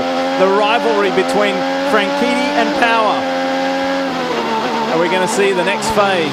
Hey, we've got an update from race control. They're saying they're going to review the restart. They're going to review the restart. I don't think either of us are surprised at that. That was... was it a little too good from the Dragon Racing I man? need to see it again, but it looked pretty fantastic. Maybe too fantastic. Well, maybe too fantastic. Yeah, we'll have to have another look at it. Now, the rule is, as soon as you see green or hear green, you can start passing. Here we go. Dixon at the front. Bourdais up there. Now, that'll all come down to when the green flag was displayed and if Bourdais was hearing green on the radio. Look at this, up into turn 3 again. Dixon relentless in his pursuit on Sebastian Bourdais. Well, they both run incredible races to be where they are on different strategies, and they are incredibly close. The competition is tight, and it is a very tight and winding track. And I have to say, at the moment, that safety car period would certainly have helped Bourdais in these closing laps by taking the pressure off those reds. But as you say, Townsend, they don't seem to be working as well now as they should do. If you remember back in Long Beach, the reds were aided by rubber going down, so at the end of the race at Long Beach, the concrete was rubbered in, the reds didn't wear as quickly. Here, we're seeing pretty rapid degradation. Hinchcliffe has been able to stay out and maintain a top 10 spot. relief for the mayor of Hinchtown. He's looking at Conway, Kanan, and up ahead, Castro Neves and Marco Andretti in the top 5. Nothing between our lead 2. You're talking about a guy leading the race who is in the top 10 of all-time race winners. Sebastian Bourdais. Check this out. This is down into turn 1. Who clipped Hinchcliffe? That was Ed. It was Ed Carpenter who tagged the back of the GoDaddy machine. That's what it looks like. 1 to 2, 2 to 3. And Power still shadowing Frank Kitty, trying to get on the podium.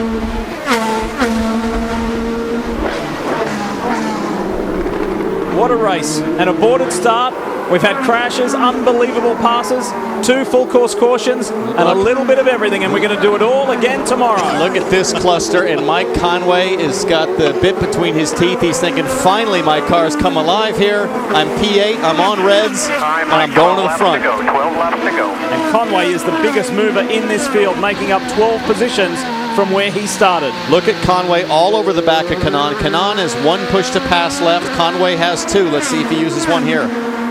The yellow Sunny machine is the one you're looking for. Englishman Mike Conway, who dominated the first of the doubleheader in Detroit. He's not close enough to TK.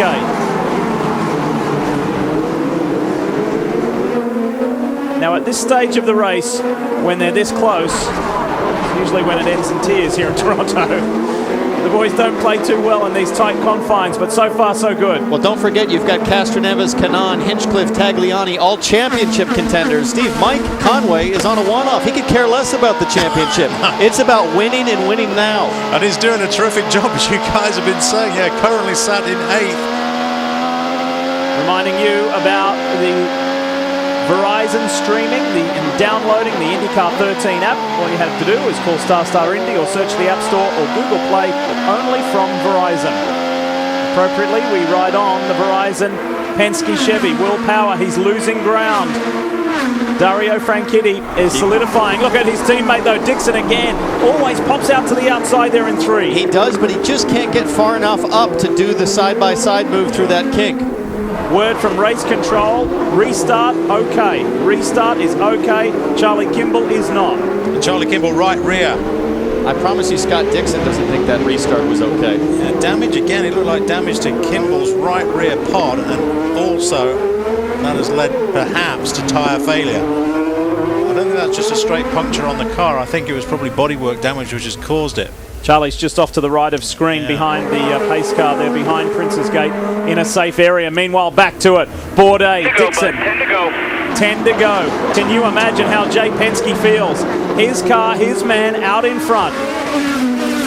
Bourdais is out of push to pass. He is completely exposed to Dixon, who has 2 push to passes remaining. Will he use one here? No, he does not. He's going to look to the outside again. Remember, Dixon used a couple of 2 or 3 of those push to passes early on in this race. Hey, we need to say well done to Sebastian Bourdais. He gets this week's Firestone Extra Mile. He has gone the extra mile.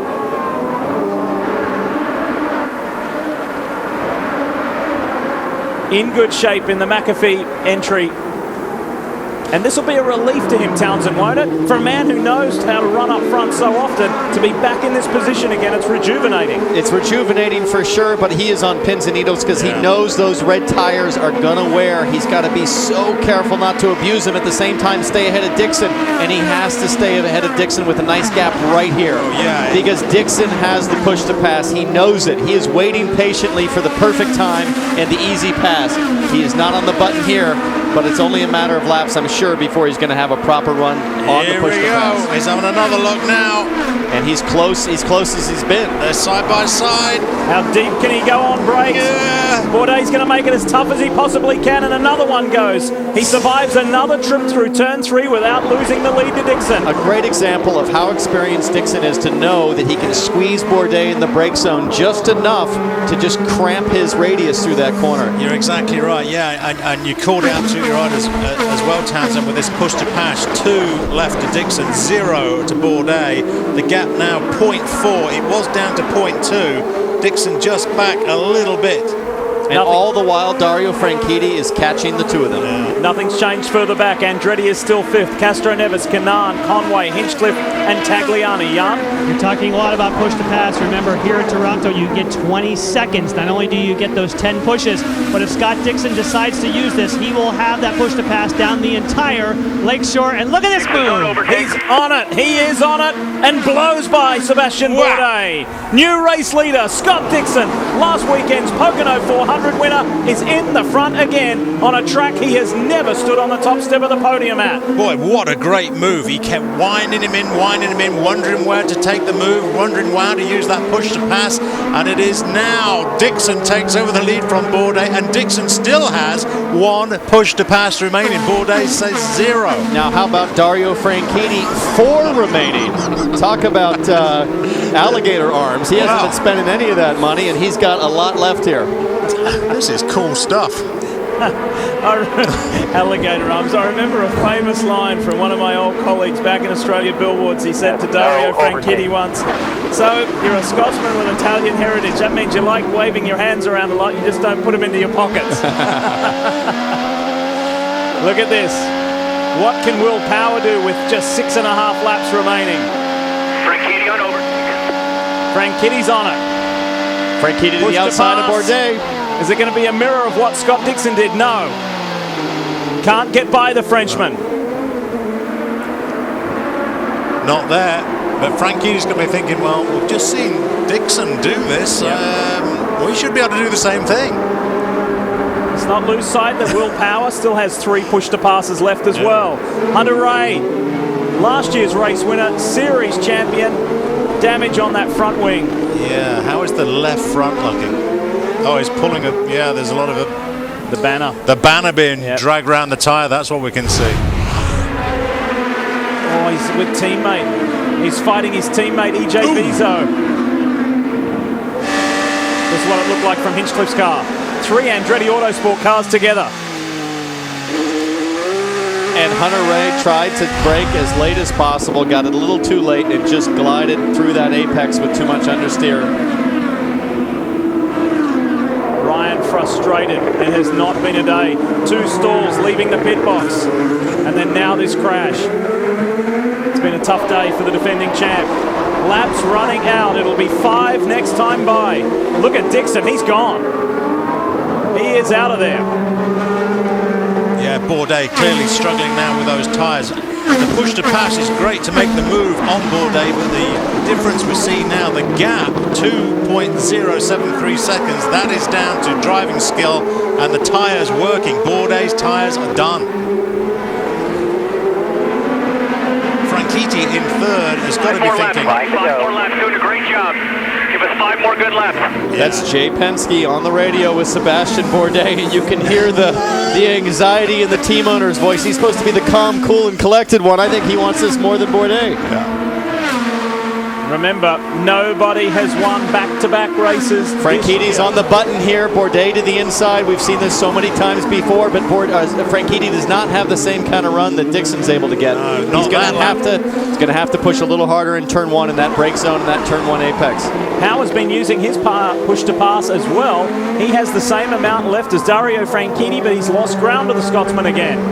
And our race leader, Dixon, is more than 2.5 seconds out in the lead. Look at this fight here. Pagenaud, he's in 12th. That's Tagliani immediately ahead. Vizo shortcuts again. He's trying to get by James Hinchcliffe for that 9th spot.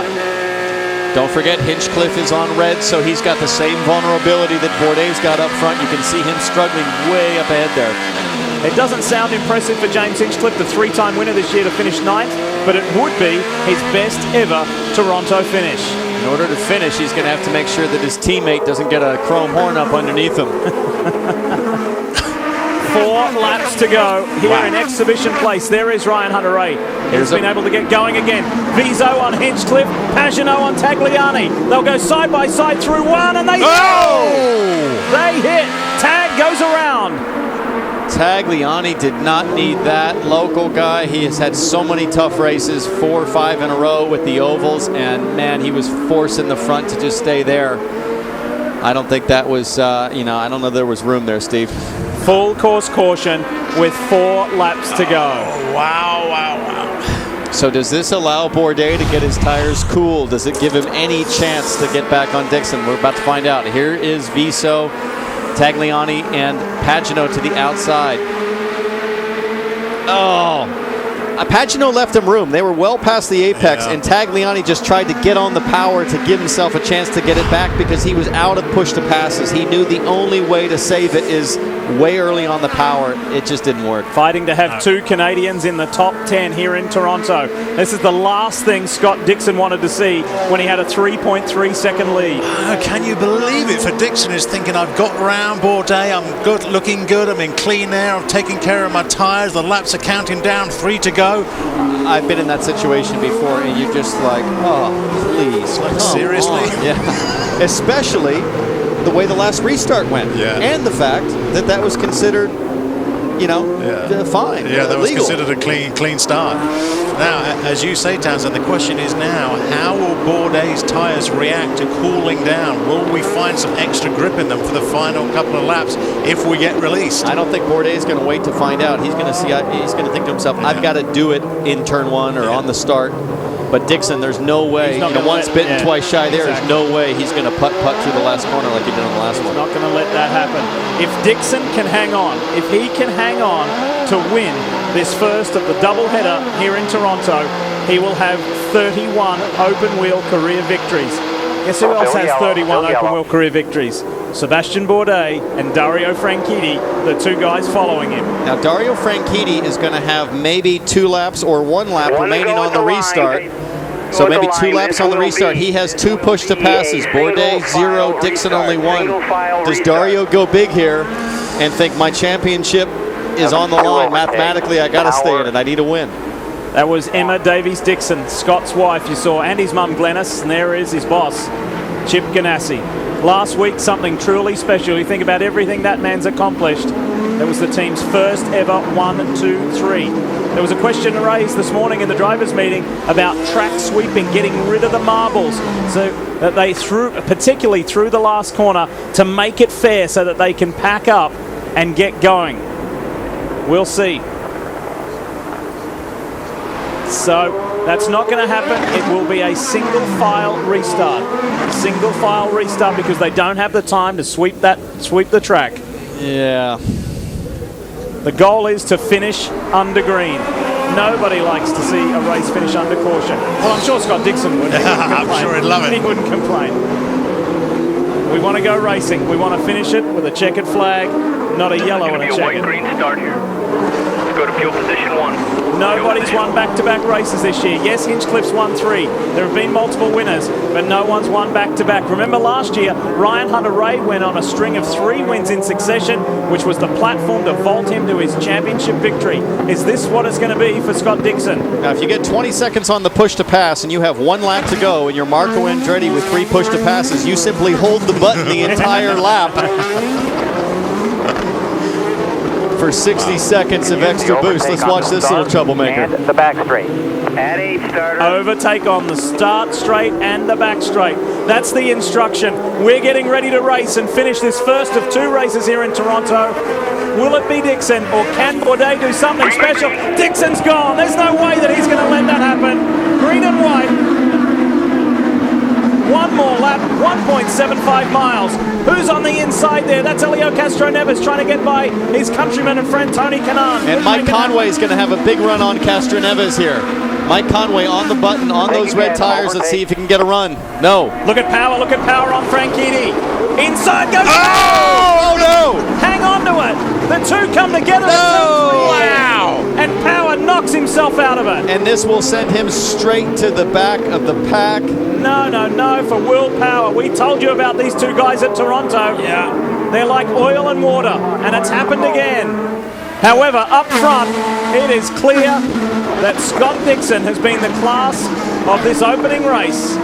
He is the man, and it was unbelievable last weekend in Pocono. What a dominant performance. Good fuel economy from the Hondas, great driving from Scott Dixon, and the man who is Chip Ganassi's longest tenured driver wins the first one in Toronto. Dixon gets back-to-back victories. This guy is staging his championship run.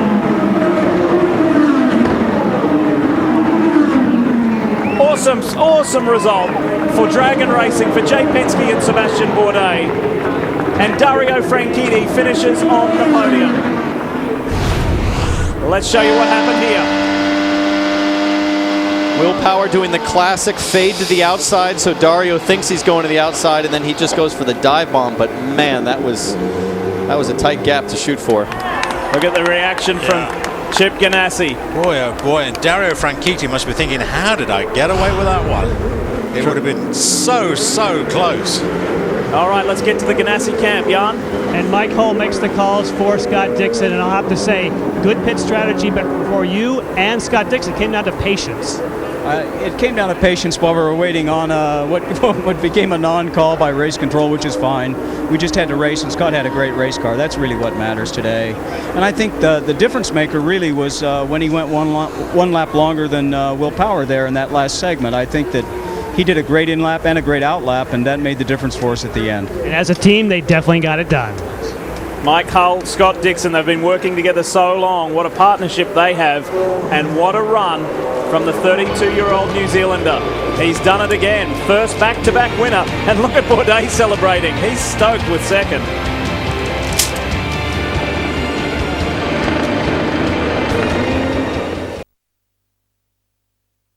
Scott Dixon has won here, the first of two in Toronto. He's climbed out of the car.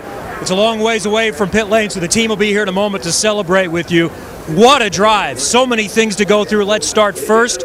You wanted a penalty on Sebastian Bourdais on that restart. You still eventually got him.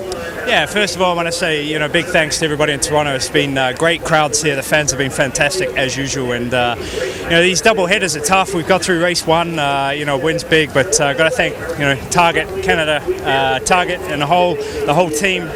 Perfect pit stops, but just a crazy day. But I think, at the end there on that restart, they definitely jumped, man. I was meant to be the leader, and he blew one by before I even went. So, we'll review what happened there later, and, it was okay. We definitely had the speed and a few more overtakes to go than him. How'd you get around him? We tried a couple of times. He was definitely very good on the brakes. Bourdais into three. Tried it a couple of times, and then eventually he'd run out of overtakes. So got past him on the straight, pulled back in front of him, and he had nowhere to go. So it was one of those sort of afternoons of waiting patiently to try and get the best that we could out of it. But the car was fantastic. So I want to thank Target again, everybody in Toronto. This is what we need. We need to get this momentum going. Hopefully, we should have made some good inroads on some of the people high in the points too. 2 in a row, and now the only IndyCar drivers that have won more races than you are named Foyts, Andretti, or Unser. Nobody else has won more. I'm excited about that. That's a crazy list to be on.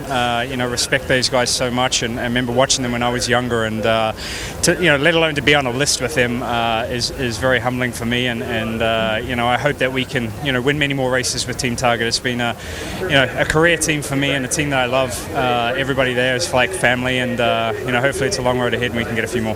Great drive, congratulations. This was his 150th consecutive start. He might be on the drive to a third championship in his IndyCar career, Lee. Kevin, it's his 12th year with Chip Ganassi Racing. There is Chip and Emma Davies-Dixon. It's terrific.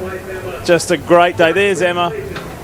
She was thrilled. She got to enjoy Winner's Circle last week in Pocono and here in Toronto. And we're only halfway through this doubleheader, and we are far from done. We'll hear from more drivers when we come back.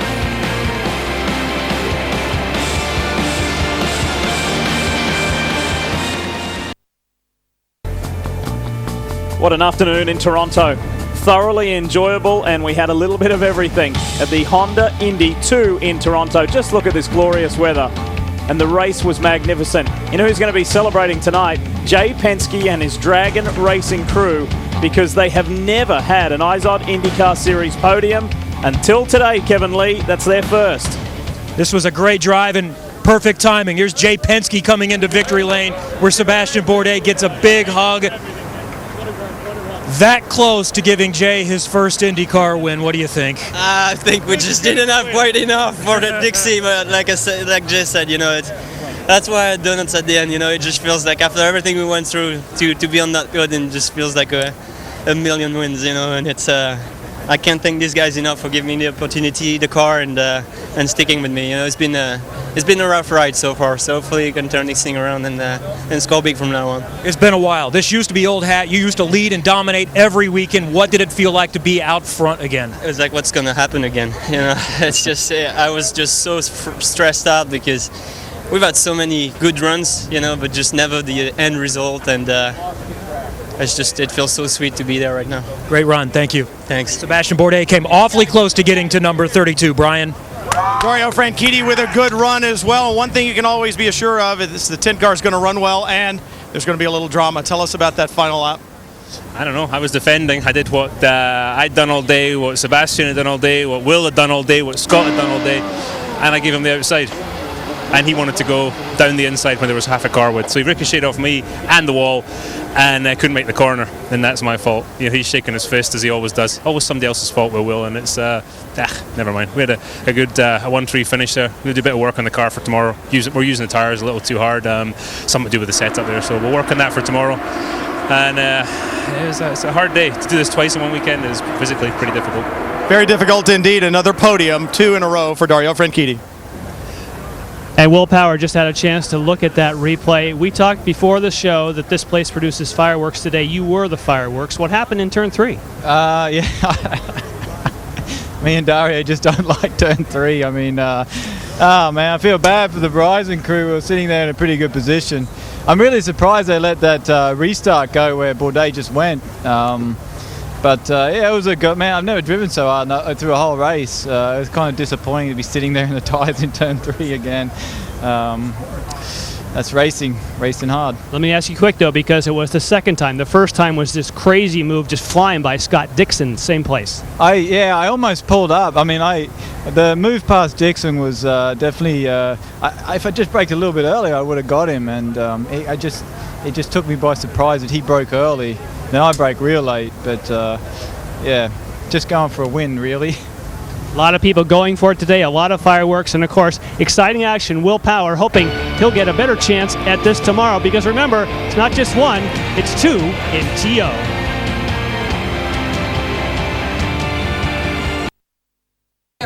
Jerry, Dario, why don't you step up onto the A great show north of the border today. Welcome back to Toronto in Victory Lane, and we're going to do it all again tomorrow, starting at 3 o'clock Eastern, a doubleheader from Toronto in Victory Lane with the winning owner, Chip Ganassi, Jay Penske, who finished second. Chip, you've battled his dad many times. You've got another Penske to deal with now, it looks like. Well, we welcome. Hey, it's great to have these young guys coming in, wanting to be owners, coming into the sport. We welcome them. You made some changes in the engineering staff. Tom Brown took over in general. What does it mean to come this close to winning a race here today and run up front? I mean, to see the quality of our people, to get to race with owners like Chip and my dad and Andretti's, and it's just an incredible feeling for our whole team. We worked so hard for it. This is just a great step forward for the team. Chip, it's been a frustrating season. Not bad for most, but you expect more. Well, now you guys are definitely back after the last 2 weeks. Still thinking championship right now? Well, I guess Scott's up to third in the points now, so yeah, I guess we got a shot at it. It'd be nice. We're going to work hard at it. Congratulations. We'll see you guys tomorrow. Let's do it again. No matter what, you know, this feels like a win for us. Castro Neves comes home 6th today. I know you were expecting more mid-race. You kind of got buried. It had to do with pit strategy? Yes, unfortunately, sorry, boss. He told me to come in, and I got confused with what car in front of me, and I was coming in and decided to bail out. Not good, and that changed our speed strategy. But the car was fast. We actually had the fastest lap of the race. We showed that we were really good, and I take it. 6th place, I'll take it. Tomorrow we're starting in 3rd. Different change, different things. So now we feel very strong for tomorrow. You say you're starting 3rd tomorrow. Let's remind everyone, this morning you had a qualifying session for tomorrow. Your car was a lot better. You seemed like that was looking good for you, and you knew saving tires was the key. Have you saved anything today? And that, I tell you, and that was an amazing race because I practiced so much in terms of little things that people sometimes don't understand. And saving the tires, fuel, it was actually really good. My car was actually older tires. It was just amazing. So let's see what happens. Obviously, Toronto is a place that it's very difficult to not have a yellows, and but right now I'm very happy with 6th place and extending the lead on the championship. I have some good news for you. You have never led the championship more than 6 races until today. Now it's 7. Congratulations. Thank you. Woohoo!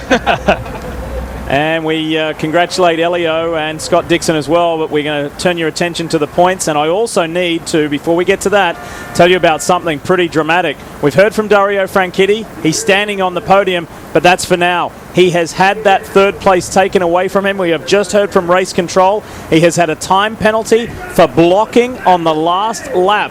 They feel that he impeded Will Power and have docked him of that third place. They've put a time penalty on him. It drops him all the way to 13th, and it elevates Marco Andretti to the podium. So Dario is standing there for now, but it's not real.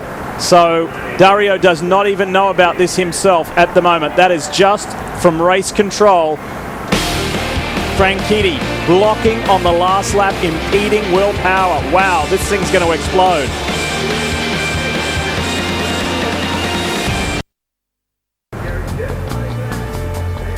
So podium celebration still going on, and Scott Dixon, his 31st career open wheel victory. And Dario Franchitti is still standing on the podium, yet to be informed of what has gone down. He has been given a time penalty and has lost the podium. This is for the reason why. Blocking and impeding Will Power. Townsend, talk us through. Now, Lee, what we have to do is we've got to watch the relationship between Dario's car and this line right here, this dotted line, which is parallel to the outside walls. That's what the officials are going to be looking at. We can go ahead and play here. Watch Dario. Fades a little bit to the outside. Right here. Boom. Fades back to the inside. It is only 6 inches to a foot, but it's definitely in reaction to. It is so subtle. I know everybody at home is saying, how can you call that? But that is the fine line of long-time experience out of Dario Franchitti trying to push the limit and a hard-charging Will Power.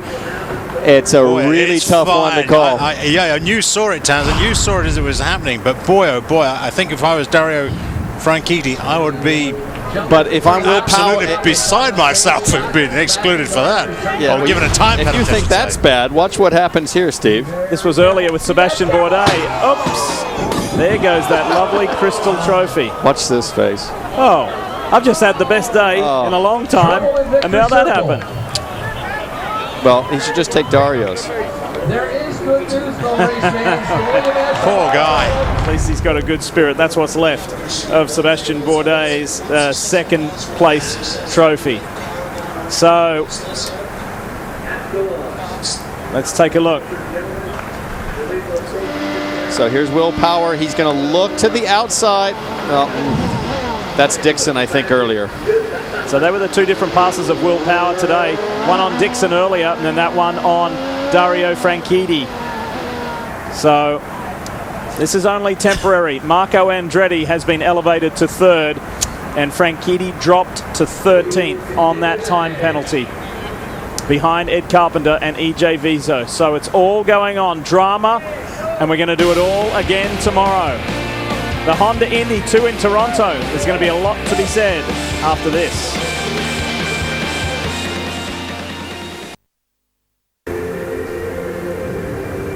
Back in the post-race celebrations and drama here in Toronto. This while we were in that commercial break just a few moments ago. Chip Ganassi Racing's PR director, Kelby Krause, just informed Dario Franchitti of the penalty. And Scott Dixon saying, what? What happened? You did what? And that's the look of shock and surprise on Dario's face. He's here live now with Kevin. Well, this is the strangest podium celebration. You just went through the pictures and didn't find out until right before you sprayed the champagne. Unfortunately, we don't have a monitor to show you the replay, but from your recollection, is this warranted? No, of course it's not warranted. You know, all day people have been going to the inside, as we're allowed to do. I moved to the inside. I stayed there. There was not a car width to go through there. And, you're braking on the limit. Car's dancing around a little bit. Will comes steaming down the inside, out of control, hits the wall, hits me, and crashes. I don't quite understand how the hell that's my fault. If we have a chance and if we can protest it, we will. But really, I don't know, ridiculous decision, as I say. The whole outside was there, and that's what I and every other bloody driver I was racing with I've been defending the inside all day. But I think Will did the same thing to Dixon as well, steamed up the inside, out of control. So I don't know if that's the kind of decisions to make. It's just bizarre, but continues along a long run of these type of things. So now everyone's frustrated, and normally we would go on and have several days before another race, but now you race again tomorrow. How does that impact things? It doesn't at all. You just go out and do your best as I would, but I just really question sometimes what race control do. I just really question it. Okay, thank you. That's Dario Franchitti from 3rd, so we're hearing 13th now unofficially. Yeah, that's right. The 13th, Ed Carpenter elevated to 12th, EJ Viso 14th. But at the front end of the field, Marco Andretti now is officially in 3rd place. So I'm sure there's going to be a lot to come from this. And again, in race control, Dario made reference there, race control. Regular race director, Bo Barfield not with us this weekend for personal reasons. Long-time race director Brian Barnhart in for Bo this weekend. So, whew, what a weekend! What a weekend! And we're only halfway through. We're going to do it all again tomorrow.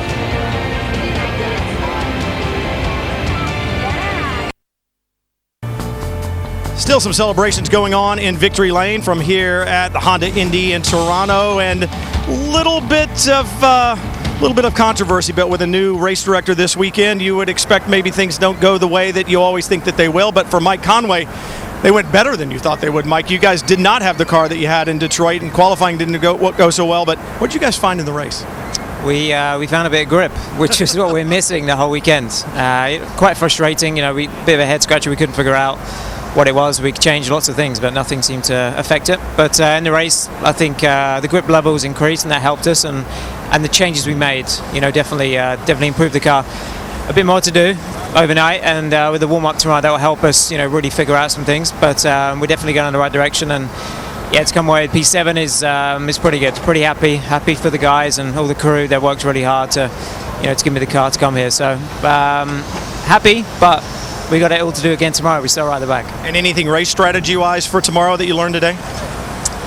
Well, there wasn't that many yellows as there normally are, but then we saw Detroit. First race was pretty quiet, and then the next race was not. So may be the same thing tomorrow, but we'll see. And we just got to look at that and play it by ear. So I'm looking forward to tomorrow. We should have a better car again, and we'll have a good result. Yeah, it'll be another great race from here in Toronto, Jan. With the hometown hero, of course. Anytime you'd make a move on the racetrack, I know it was wild behind. The stands were going crazy. 8th for you, but you and I have just been watching the replay and the call in turn 3. What's your opinion for Dario? I mean, I've only seen one angle on one time or one or two times. It's tough to call. I think I see the movement that they were talking about, but man, that it wasn't a lot. I think if it hadn't been for Will overshooting it, it would have been a no call. You see, Will, he's ducking and weaving. He goes one way, goes the other. There is a bit of a kink in the racetrack there, so Dario could just be taking the kink. I don't know, tough call. I've seen a lot worse this year that didn't get called, so I guess that's going to be the issue, I think. Now, you told me the car's dancing there. Same thing Dario said. It's not. I mean, the car's dancing officially because you're braking at the limit. You're braking at the limit, and like I said, there is a little kink, so you are actually turning a bit to the right anyway, and Dario could have looked in his mirror and saw Will go to the left first and not noticed that he'd gone to the right. He may have even been trying to give Will room to the left. You never know, so that one's a little on edge, but hey, I don't get paid to make calls, and I get paid to drive the race car. Hey, talking about calls, just quickly, because we're short on time, but turn 5, cutting the corner, what's your view on that? Because we have a race tomorrow. Should they do that? Well, it's not the racetrack, but at the same time, it created some pretty interesting situations, so it was probably good for the fans, but I'd prefer not. All right, James Hinchcliffe, 8th today. Hopes for more tomorrow.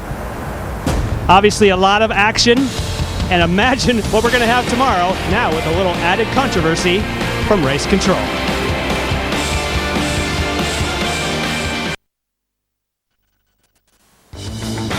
Updated points, and in 2 races, Scott Dixon has moved 4 places. He jumps another one today.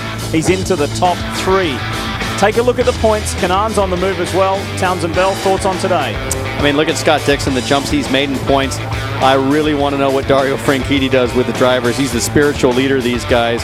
Dixon won today, but Dario's going to be furious. I got to agree with Hinch. It's the consistency is going to be the topic of discussion between now and tomorrow's race for sure. Steve? Well, a great race, very exciting, and it'd be interesting to see what happens tomorrow because, like you guys were saying, no time to cool down. There's a race tomorrow. And guess what? The man who won today starts on pole tomorrow. Not because he won today, but he was quickest in that second qualifying for race 2. So Dixon has the power at the moment. One name we didn't mention there was Simona Di Silvestre, who worked her way up into the top 10. We congratulate her. Good day for some, tough day for others. We're going to have a whole lot more to talk about tomorrow. Stay tuned. The Lucas Oil Motorsports Hour is coming up next. And don't forget, we're halfway there. The doubleheader continues tomorrow at 3 p.m. Eastern for our second race in the 2 in Toronto, right here on your home of open wheel racing, the NBC Sports Network. For all the information, go to NBCsports.com. It's time for us to congratulate the Iceman, Scott Dixon, now with 31 career IndyCar victories. Awesome stuff from the Kiwi. See you tomorrow.